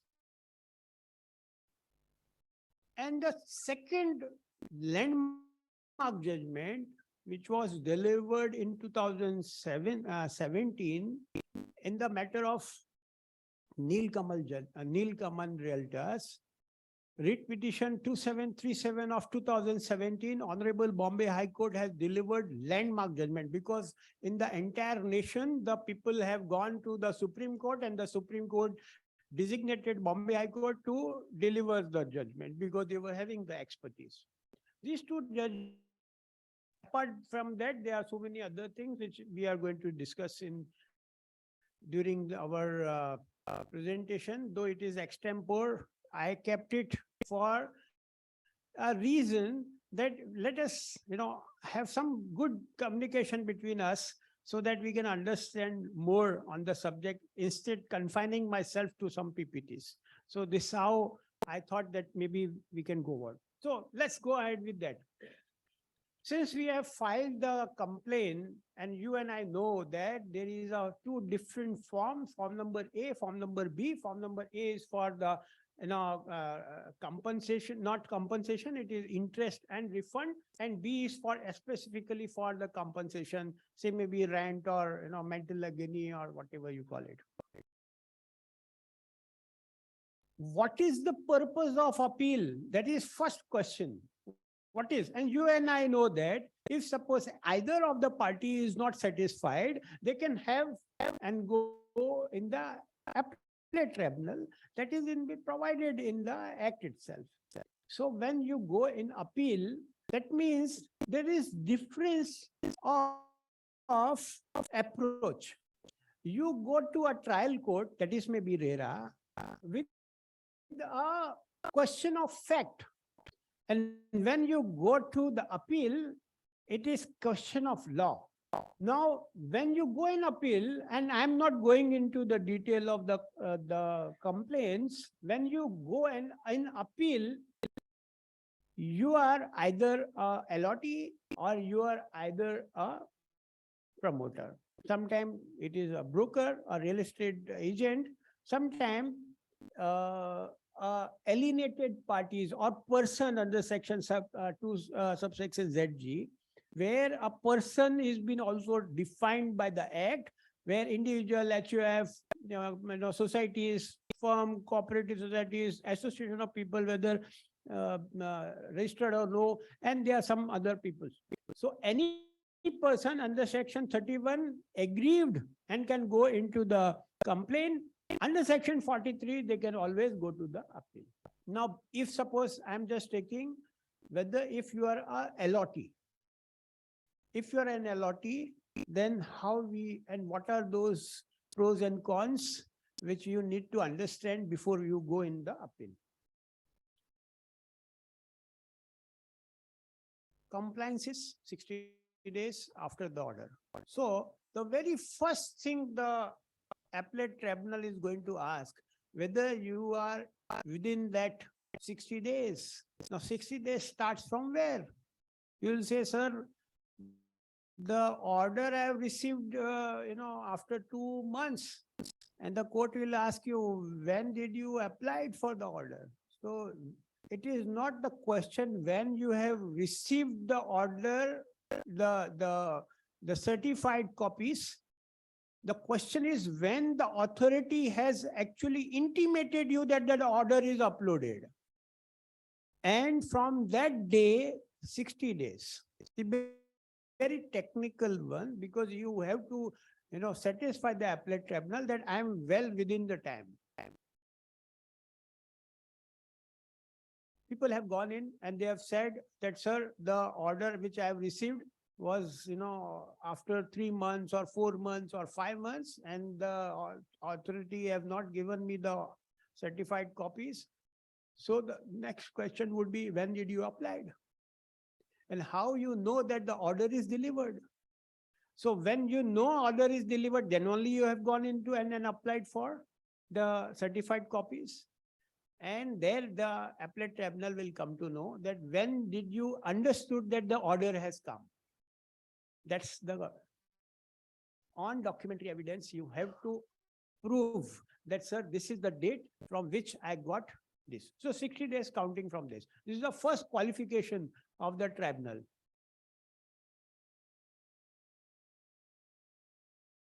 Condonations are absolutely permitted, and sometimes you have to show that you're bona fide, that it was not intentional delay, Sometimes even 720 days or maybe 2 years also or 3 years also been condoned. Supreme Court has, there are so many judgments on condonation of delays that if suppose it is, you can say, prove it that it is a genuine one, then you can always condone it. After the condonation or after the first days, how you draft it, there is a form. There is a very specific form where you apply, and there is a structured appeal. But I'm not going into those, prescribed forms. You can, take it on the RERA website also. It is in the act also.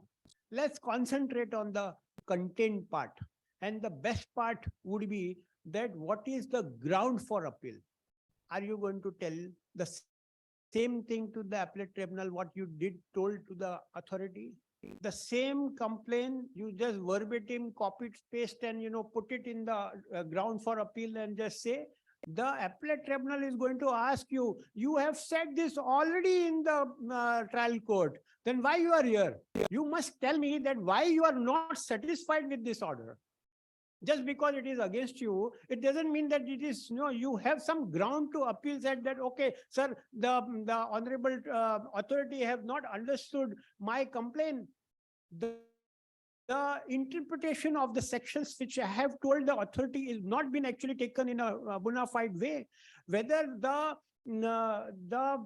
section which I was applying was right or wrong, whether sometimes there is an ex parte order, so the authority have not heard me at all, and there is a justice of principle of natural justice. So these are some of the grounds where you need to tell the appellate tribunal that why I should be heard, and not the honorable authority given me the justice. And being an allottee, I have so many things to say.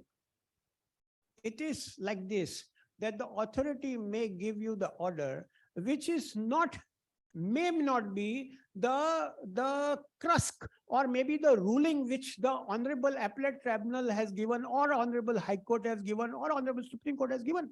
Sometimes it may happen. So you have to tell the Appellate Tribunal that, okay, sir, this is the citation. These are the authorities which I am citing, that in matter of so and so, so and so, so and so, it has already done it. So now under those pretexts, the authority has not actually given me the justice. That is why I have come before you. Now that ground of appeal is absolutely should be given a priority, and the crux of the entire appeal is this. Once, and the CS can also practice in the tribunals, and you can always go. The process, very quickly I will tell you, then I will go into the next stage of how the various issues have come up in the appeal. The procedure is this, that after I file it, after I file 2 copies or 2 set of papers to the bench, that is a 2-member bench in Appellate. There are 2 courts in the RERA Appellate Tribunal, and each one is having 2 member. One is judicial member, one is administration member, just like NCT. And we have given the 2 set of papers. After that, one you have to, to whosoever is your respondent, you have to supply. Tell the court that yes, I have given the, or in a service affidavit, you say that, okay, I have delivered this and now I am ready for this. The moment, the very first hearing, there will be an appearance. सामने वाला वकालतनामा डालेगा या chartered accountant अपने representations डालेंगे. After that, there is an appearance. The court is going to give the respondent the time to file and reply. Sometimes there is a MA, that is miscellaneous applications, also been put just like NCLTs also, where there are so many other issues which right now I am not discussing. Will after the questions, if at all some time remains, I'll tell you. The moment there is a appearance, that means the parties have now come. There is no gap that nobody is appearing, so I have to pass the ex parte order or whatever. The reply which needs to be given, then after I'm going to, if at all requires, then I will going to file my rejoinders, and the respondent still have time to file the sub rejoinder.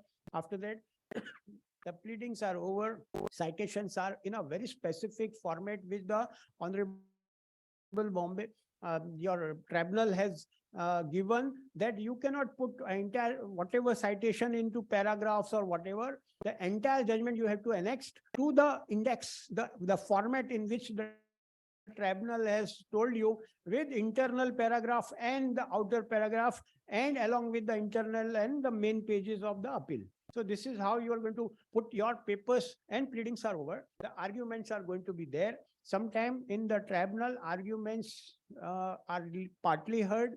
Sometimes it is kept at length and they hear you for 2-3 hours, and then such type of hearings takes place. Now, in between, suppose you are a developer, and this is how the allottee usually go in the tribunal, and I'm just very specific and very basics I'm just telling you, then we will some grounds on the appeal which I'll be speaking on. The procedural aspect, let us complete. Then if suppose you are a developer, so whatever amount which the lower court, that is the honorable authority has, put on you and you are not satisfied, so that is why you are going in for the appeal.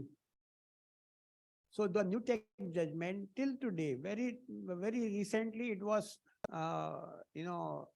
tribunal used to give 30%, 40% or 50% of what the decree amount you have to first deposit, and then only we are going to listen.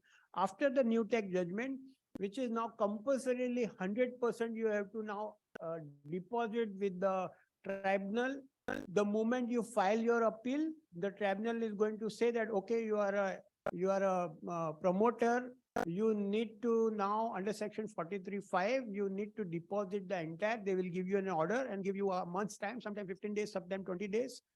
You have to deposit, file a compliance report, submit to the respondent also, submit to the honorable tribunal. After that, the other procedure will follow, that the appearance will be there, and then the. Now, what are those grounds of appeal which have come up before the tribunal? That is the main, because procedural aspect, this is the procedure, there is nothing else, and you can read it on in the act itself and the rules also. The ground for appeal was, there are various grounds of appeal, chiefly and mainly that section 812, section 13, section 18, and these are the sections on which the Honorable Tribunal has delivered a number of landmark judgments, to which some few things which I'm going to cite right now. If an agreement is having an arbitration clause, then whether the RERA will prevail or arbitration will prevail. If the matter is going into the NCLT and there are a CRP process going on and the COC is formed, whether the RERA will prevail over NCLT or NCLT will prevail over RERA. Whether the MOFA, which is still today 1963, that is Maharashtra Ownership Flat Act, repealed or no, or whether the RERA will supersede MOFA or no. Now, such type of questions are going to be very, very technical one. And I'm going to give you one by one the answer also in one liner.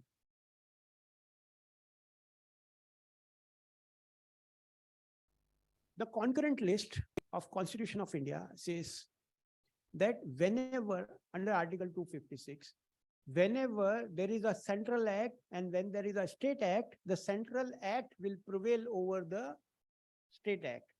And RERA being the central act, it will prevail over the state act. So if suppose there is a question of MOFA and RERA, there are landmark judgments by the Appellate Tribunal, also by Bombay High Court, which says that under section 88 of the Act, which says that it is in addition to and not derogation to the Act. So the question under in the Appellate Tribunal in the matter of monthly dwelling units, where already the tribunal have said that even if there is an arbitration clause in the agreement for sale, but the RERA will prevail over, because arbitration is basically a right between two people, but this is a right in rem. So when you are having a act which is giving you a right, and that is under section 88 and 89 of the RERA, which says that it is in addition to and not derogation to, that means even if there is a clause of arbitration, the RERA Act will prevail. In the matter of Marvel Sigma, the Honorable Bombay High Court has said that even if there is an NCLT proceedings going on and there is a CRP proceeding going on, even if there is a liquidation proceeding going on of the company, then also the RERA will prevail over the NCLT. We are having such a clear-cut demarcation by the honorable courts who have given us this. Now, this type of, citations, if you are going to make, what other grounds? I was not heard. I was absent. and there was no notice given to me. Mind you, the RERA has issued a SOP. The SOP says that you need not be serving the copies to the other party. It is a paperless office. It is still that in SOP, but some right now, some members and some people are asking that the papers to be deposited or not to serve other people, because the advocates and the other people, those who don't know the SOP, also insist, sir, हमको तो कोई notice नहीं मिला, हमको तो complaint का copy नहीं मिला, हमको ये नहीं. The usual practice in court to get the dates, but the RERA has already issued the SOP, and you are not obliged to serve the complaint copy to the promoter. But still, sometimes they the judges say that okay, for the natural justice, otherwise for the same reason he is going to go in the appeal and say, sir, I was not given the complaint copy, and there was no email also from the RERA. Usually the moment I file a complaint, one email goes to the developer saying that somebody has filed a case against you, and the developer has to open his account in RERA and see that who has filed complaint, and all what he has uploaded can be downloaded from the RERA website, and he can see what exactly is the complaint and what are those annexures or exhibits which they have uploaded in the RERA website. Similarly, the Appellate Tribunal also having a similar type of you can say account, wherein when the moment you file an appeal, you will get the login ID and your the area in which that all documents which you upload, and you can see what is going. Unless in RERA you will get the Roznama, but in the Appellate Tribunal you will not get the Roznama. Till now they are working on that. You have to apply for the Roznama and take the certified copy as far as the Appellate Tribunal is concerned. Coming back on 43.5, where if suppose you are a developer, then apart from 43.5, that is full 100% decree amount need to be deposited to qualify your appeal. You must also see that the compliance report is done, but you have to have some basic rulings also under your, because otherwise there won't be any result, because such type of landmark judgment which I have told you, sometimes a vague ground which has been taken, also sometimes the judges are irritated sometimes, and they impose cost also, because sometimes you make some vague arguments, and when there is a ruling already, say for example in Pankaj Agrawal matter in real estate in the tribunal, where the already authority has said that the adjudicating officer cannot give a order for the refund and interest. And the same thing was actually endorsed by the New Tech judgment of Honorable Supreme Court. Now, if under which form you have filled the complaint is important. You have filed complaint in form A, and you are asking for the compensation. That is, you want the authority to send the complaint to the adjudicating officer. Now, adjudicating officer in RERA is different than NCLT, where in the NCLT is having a adjudication process, they call it as a court. But in RERA, the adjudicating officer is only confined to section 71 and 72, where they can quantify the compensation which you should get it as a buyer. That too, it has to be referred by the member to the adjudicating officer that, okay, I understand there is a compensation component to be given to the complainant, and you adjudge, so that I can quantify it and give it to. So that is the only role the adjudicating officer understands. Now, what had happened? There were N number for November 2021, there were more than 4,000 orders were delivered by the adjudicating officers, showing that you please pay back this. What is the respite for 43.5? There was no respite.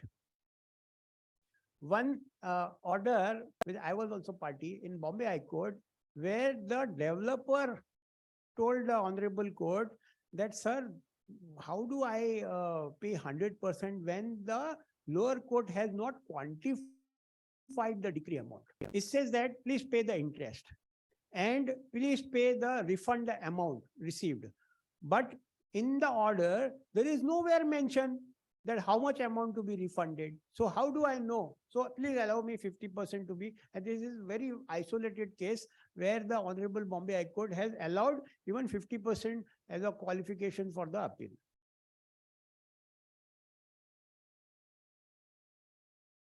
Some of the ground which I think are that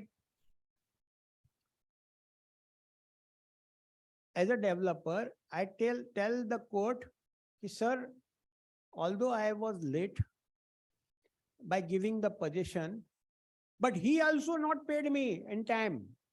I had raised so many demands. Who is going to pay the interest on GST? I had given him the GST bills and demands. So he has not paid me. So he is also a culprit. Why I should also be penalized for not giving you the possession? He has not paid me. So the court says, it is the complaint is his. You file your complaint under section 19 to recover whatever charges or whatever. So his complaint, you cannot put saying that, acha, usne paisa nahi diya to main bhi nahi dunga. Confined to your complaint, you file your other complaint, or you can file the cross appeal also. Suppose for one order, you are not satisfied and the other person also not satisfied. So he has filed the appeal for enhancing the quantum of what he has got. And I'm opposing, as a developer, I'm opposing that I should not, let us, cancel this or dismiss this impugn order. So there may be a cross appeal also. Sometimes the appeals are being heard, and in different courts, you have to file that you please make it in one court and let both the appeal be heard, because it will save time, documents and all. Sometimes I say that, sir, he has already filed, my appeal is the reply, so let us go ahead. I don't want to file my reply. So sometimes it is also possible, because all what I have to say, I have said in my appeal, in my grounds. So maybe sometimes you can skip the reply also. Written arguments must be given. The judges usually refer to that written arguments because, of course, sometimes it is more than 1,000 pages or 2,000 pages of the appeal. Judges sometimes forgets that, what you have said or what points you wanted to highlight. So that always there is an upper chance where you can file your written submissions. In written submission, you cannot file any annexures or exhibits. You can always refer what you have actually said. During the appeal, suppose if you think that there is some additional documents to be put in the appeal, you can always take a permission from the Honorable Court or Tribunal saying that, okay, give me the permission to file some additional document. During the pendency of the appeal, I have received some more document or something which I missed it in the complaint, which I could not actually, please give me the permission, and then under the permission only you can put more papers. But please don't put exhibits and annexures, it will get rejected if suppose you put it in the written submissions. There will be oral arguments. Yes, there will be oral arguments. You can always hire some counsel, or you can do it for yourself if suppose you are so confident also about the case. You should see to it that during the oral arguments or whatsoever it is, you must make some good index of the events happening, because many a time the judge is going to ask you on which date the complaint was filed, on which date the order was given, on which date the position was given, on which date you have paid him the money, on which date the appeal was this. So many dates. So the date wise, your page number wise, कौन से page पे क्या है, written argument कहाँ से शुरू होता है, आपने compliance report कहाँ पे डाली है, all the judge is going to ask you which page. So please see to it that whatever pagination you did it in the appellate tribunal must have one copy, exactly same copy with you, and the same copy should be with the opposite party. Otherwise, the opposite party is going to fumble the papers and say, sir, I don't know kahan Chaturvedi साहब ने किधर दे दिया मालूम नहीं पड़ रहा है. So the next date, and the judge will say, okay, please complete the pagination, then we will hear you. So you waste your time. Second appeal, I don't know, I have to check their questions because something need to be added because of the timing. I'm just rushing this. The second appeal being the appeal in the High Court, in the tribunal, that एक appeal होने के बाद खारिज हो गया तो हमने दूसरा appeal डाल दिया. This is not that way. The second appeal is it is under section 53 of the RERA, which says that if you are not satisfied with the appellate tribunal, then you can always go to the High Court. The High Court is having a jurisdiction of the second appeal. Now, again, two things. One, if you are a LOT, red carpet, the High Court is not going to ask you any qualification. You say that, okay, I am not, sir, satisfied with within 60 days, you have to, file the appeal. And if you are a developer or a builder, then if suppose in the tribunal, you are the respondent and you are not subjected to 43.5, but not you are now agreeing to the order of the tribunal. So you want to go for the second appeal, then the 43.5 will applicable. So you have to now first the money in the High Court, and then only you are qualified to file the second appeal. So second appeal is also, I tell you, is more, you can say, intense as far as the question of law is concerned. The question of law is various sections which the people have actually raised.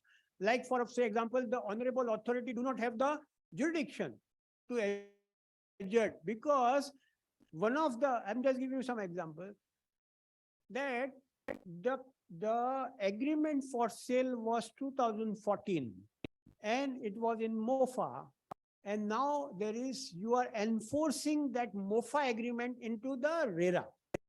And how a RERA authority can adjudge my contract which was actually executed between the parties under the MOFA Act? So that's absolutely a valid question. I have already given you the answer. The section 88, which says that it is in addition to and not in derogation to. And in various acts, in the various landmark judgments, the honorable courts have given that yes, even if the MOFA agreements are enforceable in the RERA.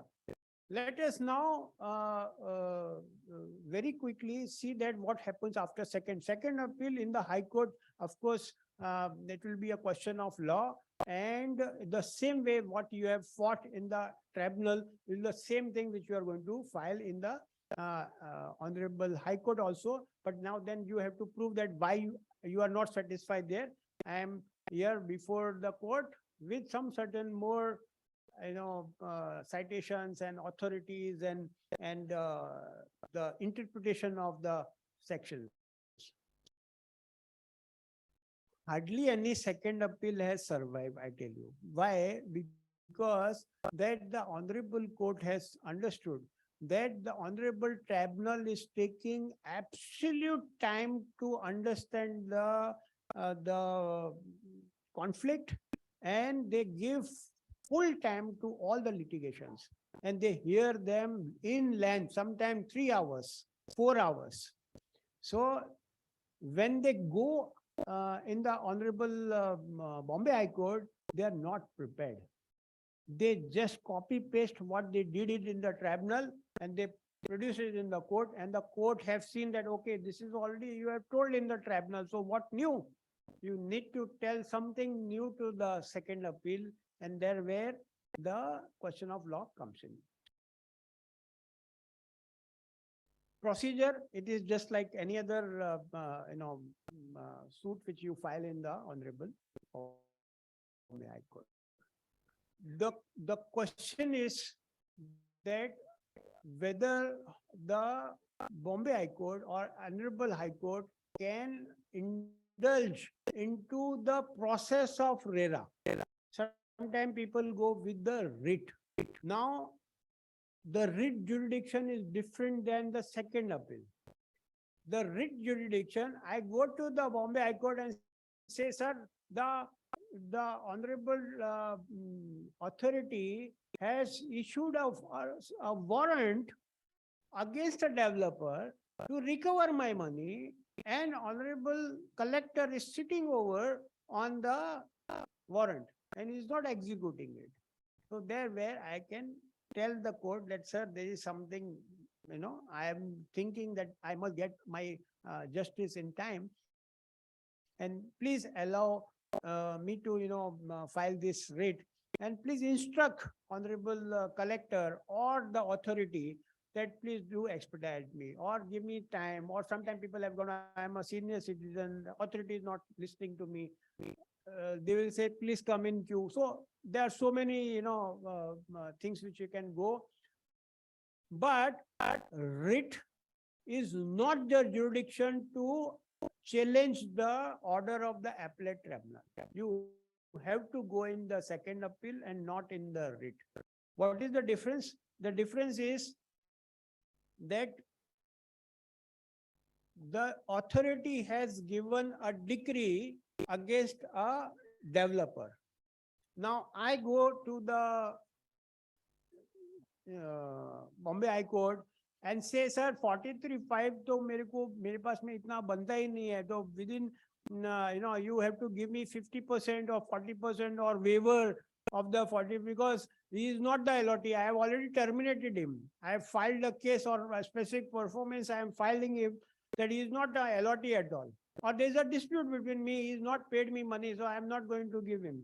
Whether that writ will survive? Yes, because there is a different act and different connotations of the law.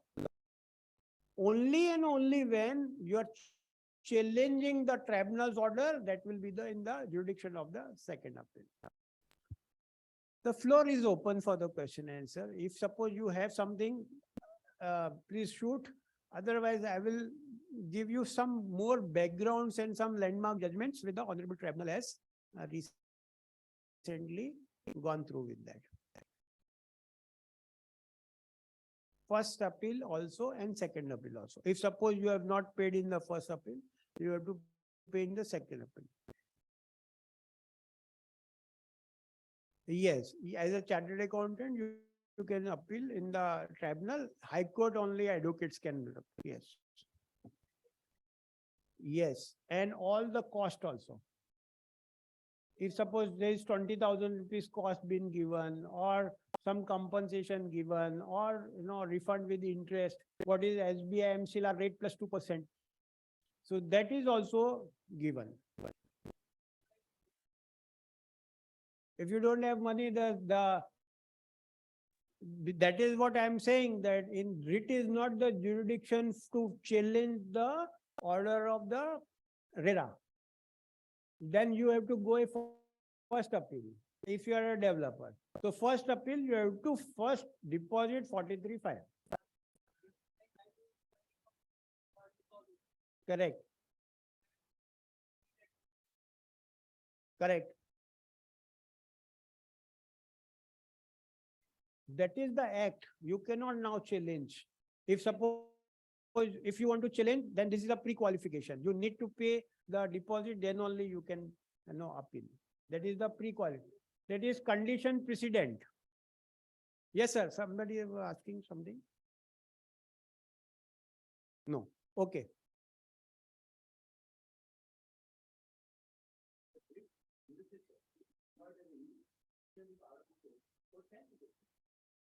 See, of course, the court can buy, but then sometime the people go to bypass the 43.5 and they go in the So that is when you are challenging some other matter other than the conflict. Say, for example, he is not an LOT and he has filed the matter against me in this. Please tell RERA, please don't entertain. So that other than what the conflict is, I can always go and challenge in the writ jurisdiction. Yes. Yes, sir. So, just very quickly, I know that the time is over, so you have, from since morning you are here. So very, GG.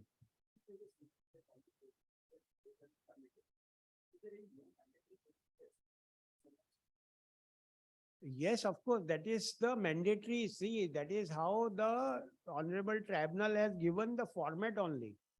That the, indexing, synopsis, your memorandum, absolutely, just like your read only.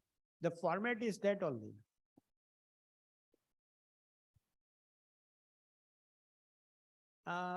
Yes. The very important thing was this, that one of the matter where the buyer has just given the money to the builder 2012-13 and not taken any single receipt or whatever. Only some few WhatsApp messages. But he has filed in his ITR that I have, purchased this. The tribunal said, you had given him money, and the developer said, sir, that money was given as a loan. So I am not obliged to give him any flat. The tribunal said that even if a single allotment letter or a receipt or a MOU or application of allotment or an earnest, interest of booking the apartment or any WhatsApp chat. And in the matter of SBI, the Honorable Bombay High Court said if there is 2 blue ticks, that means that the WhatsApp is received and you have been notified. And one of the matter was decided on that particular, this honorable authority has said, yes, you have received the notification that this was, and the chart said that, okay, you will get the flat. So they have given the flat. One of the matter was, and because it interests to you, is this, that the person has paid cash and he was having the receipt after 2015. Now, after 2015, you and I know that the cash was restricted not to be given more than 20,000, now 10,000 rupees. So they said that the giving cash and taking cash was illegal activity. So any illegal activity cannot be having a valid contract. Under that pretext, that entire case was lost, because the person said, I still was having a cash receipt given by him and I paid the entire money to him, and he was paying from 2012, 13, 14, 15, 17, 18, and the entire money was given in cash. But after whatever been given to after 2015, it was denied, and that was not taken into account. And number of such type of orders. Go to the tribunal's website. There are so many judgments. There are orders and judgment listed in the same page. So just say judgment, and some of the judgments, if you find into the various media, where you can see that whether a LOT or a buyer or a builder, what they have taken stand in the tribunal. Very interesting one. And since the act was very, very new, 2017, nobody has known and interpreted the various sections, what was there in the mind of the lawmaker. It is now coming to the ages, and the act is maturing now, and it is mature also. It's almost 5-6 years now, and the RERA is going to be here to stay, just like SEBI. It is a regulator in place, and you please read those preamble of the RERA. The 2 basic points which I have said is that the transparency should be enhanced. That is the object of the RERA. The transparency should be enhanced for the transaction, and the act is enacted to establish an authority, that is a regulator. So the preamble is must be read because that is how you interpret various sections and what is going on in the lawmaker's mind. And the very last point which I want to just say, that a carpet area is a huge, Pandora of boxes. There is interpretations and people say agreement MOFA में मेरे को 100 square feet था, RERA में अभी 105 हो गया. The builder saying, okay, give me 5 square feet card because it is written in the agreement 3%, variation, either you pay or I pay. So, but the area doesn't change because it is changing in the paper. The actual area, physical area is not changing. So there are so many conflicts on the definitions of the carpet area. The carpet area, you must mug up. It is the area between the inner surface of the outer wall to outer wall, and all the area which is there below the internal wall and the column area. So these are the, and no other definition is going to be there in this. In the end, I'll just give you some very basic small exercise if you allow me to do it. So it will be a great experience that such a wonderful workshop is being organized by our institute. Without referring to your mobiles and to your notes and all that, can you write the full form of the RERA Act? What is the full form of the RERA?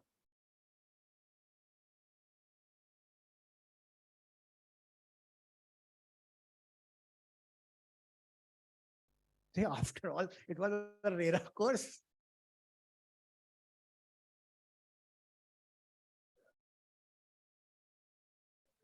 Okay, I'll just make it very simple. Let me ask you one more question, if you allow me. What is real estate? It is there in the RERA. For the very first time in the history of India, the only act which has defined real estate, not transfer of property, 1888. It was small portion of the definition in the Transfer of Property Act, but in RERA it is defined. What is real estate? Just answer me. Just stand up and tell me what is real estate, what you understand.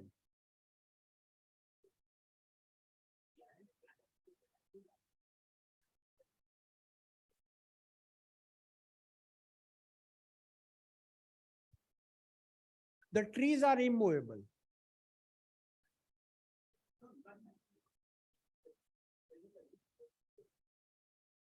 Okay, this is definition in RERA. In the RERA Act, it is Real Estate, the Real Estate Regulation and Development Act of 2016. This is what the full form of the RERA.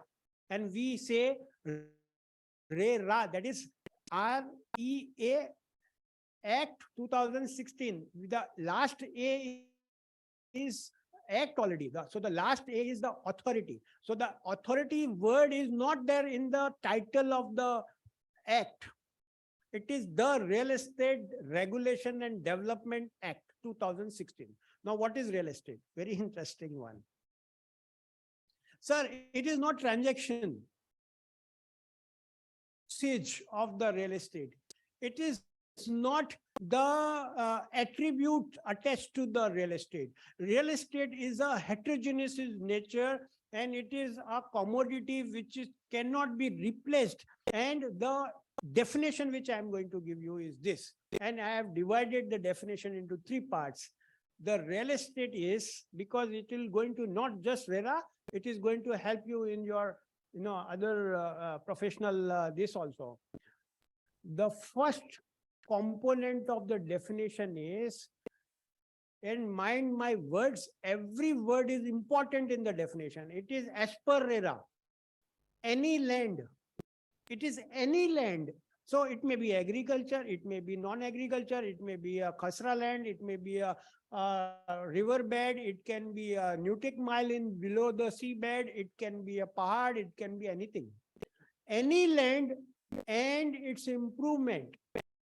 So when you make boundary wall or, you know, good contouring or good landscape or anything you enhances the value of the land is also the part of that first component. That is, any land adds in and its improvement. It is not transaction. It is not commercial. It is not residential. It is not IT park. It is not this.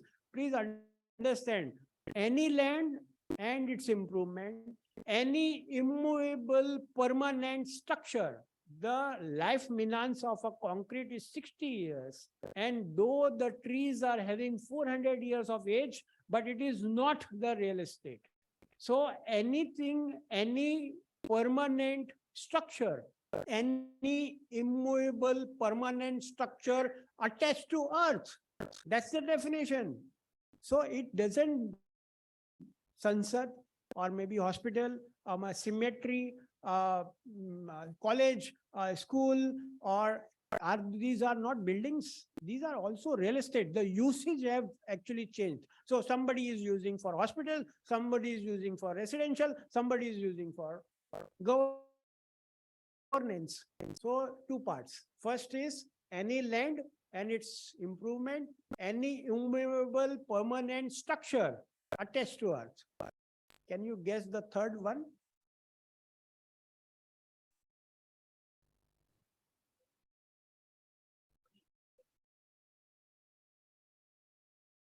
दो दोस्त आपस में बात कर रहे थे, बोला एक बोला मेरे को ताजमहल खरीदना है, दूसरा बोल रहा है मेरे को बेचने का ही नहीं है।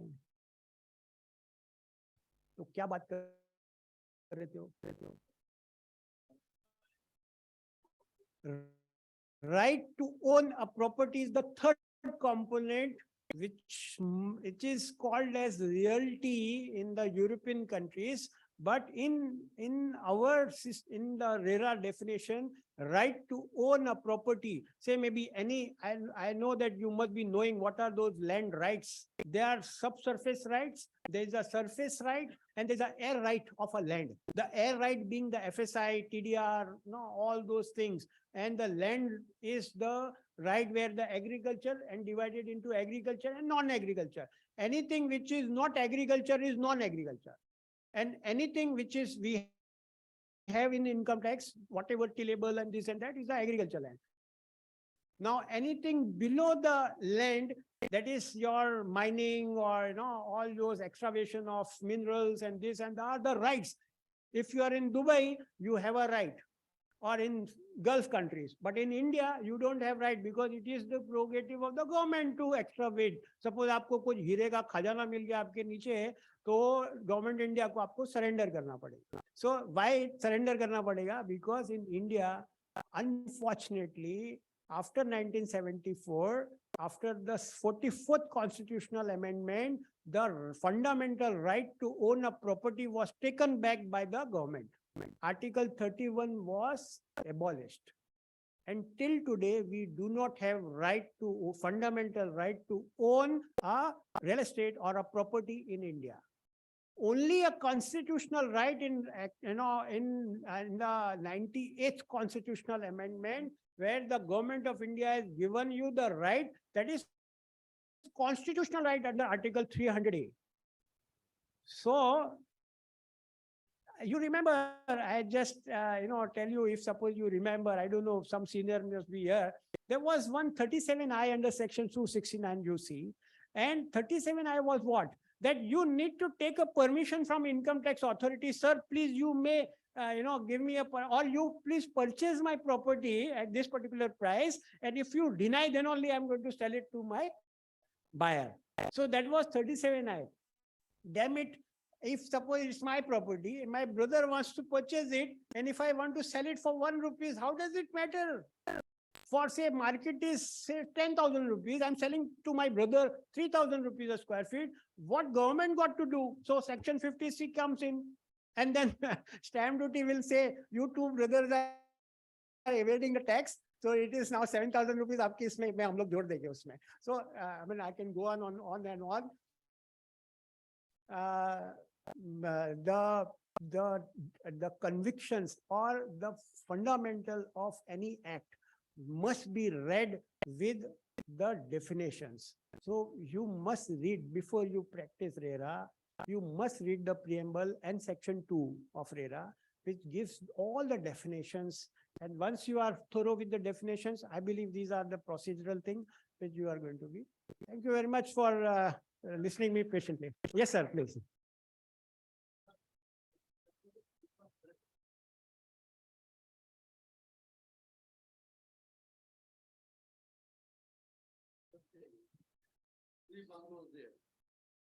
A piece of land, 10,000 square meters, my own.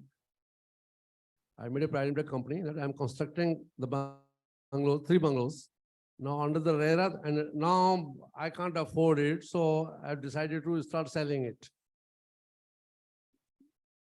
So now 500 meters on one side, 5 dwelling houses are on the other side. So before I start selling it, do I have to register myself under RERA? If it is any criteria is been matching either 500 square meter, 5,000 square foot, or maybe 8 units or more, then you have to, otherwise the registrar is not going to register your document. That is a circular by Government of Maharashtra saying either you show the RERA registration certificate or you show the OC. Otherwise, I'm not going to register your document.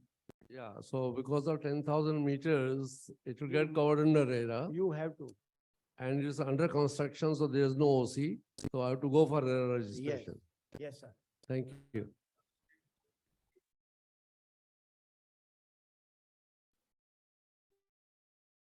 Yes, they are registered and there are so many projects which are being registered by MARDA, and MARDA as a developer, as a promoter, they have been registering their properties. Yes. Thank you. Thank you all for this 3-day workshop successfully completed with all the master blaster speakers. Now coming to the vote of thanks for the sir. Sir had delivered the lecture without PPT, but his insight knowledge is so powerful that he had explained first of question of fact, then question of law, then again second appeal, it should be something different, then again High Court. And in the last but not least, he had given some appetite to us also. So on behalf of WRC, I request everyone to give the hearty vote of thanks. Thank you.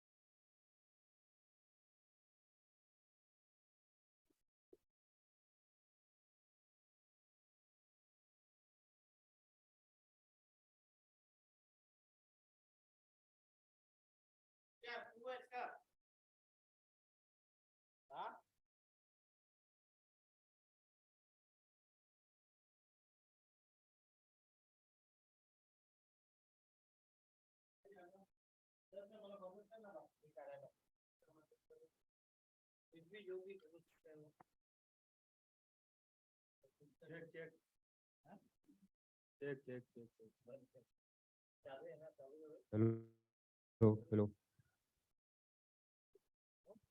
तीसरा side चले गया हो मिश्रा साहेब झाले हो meeting संपलंय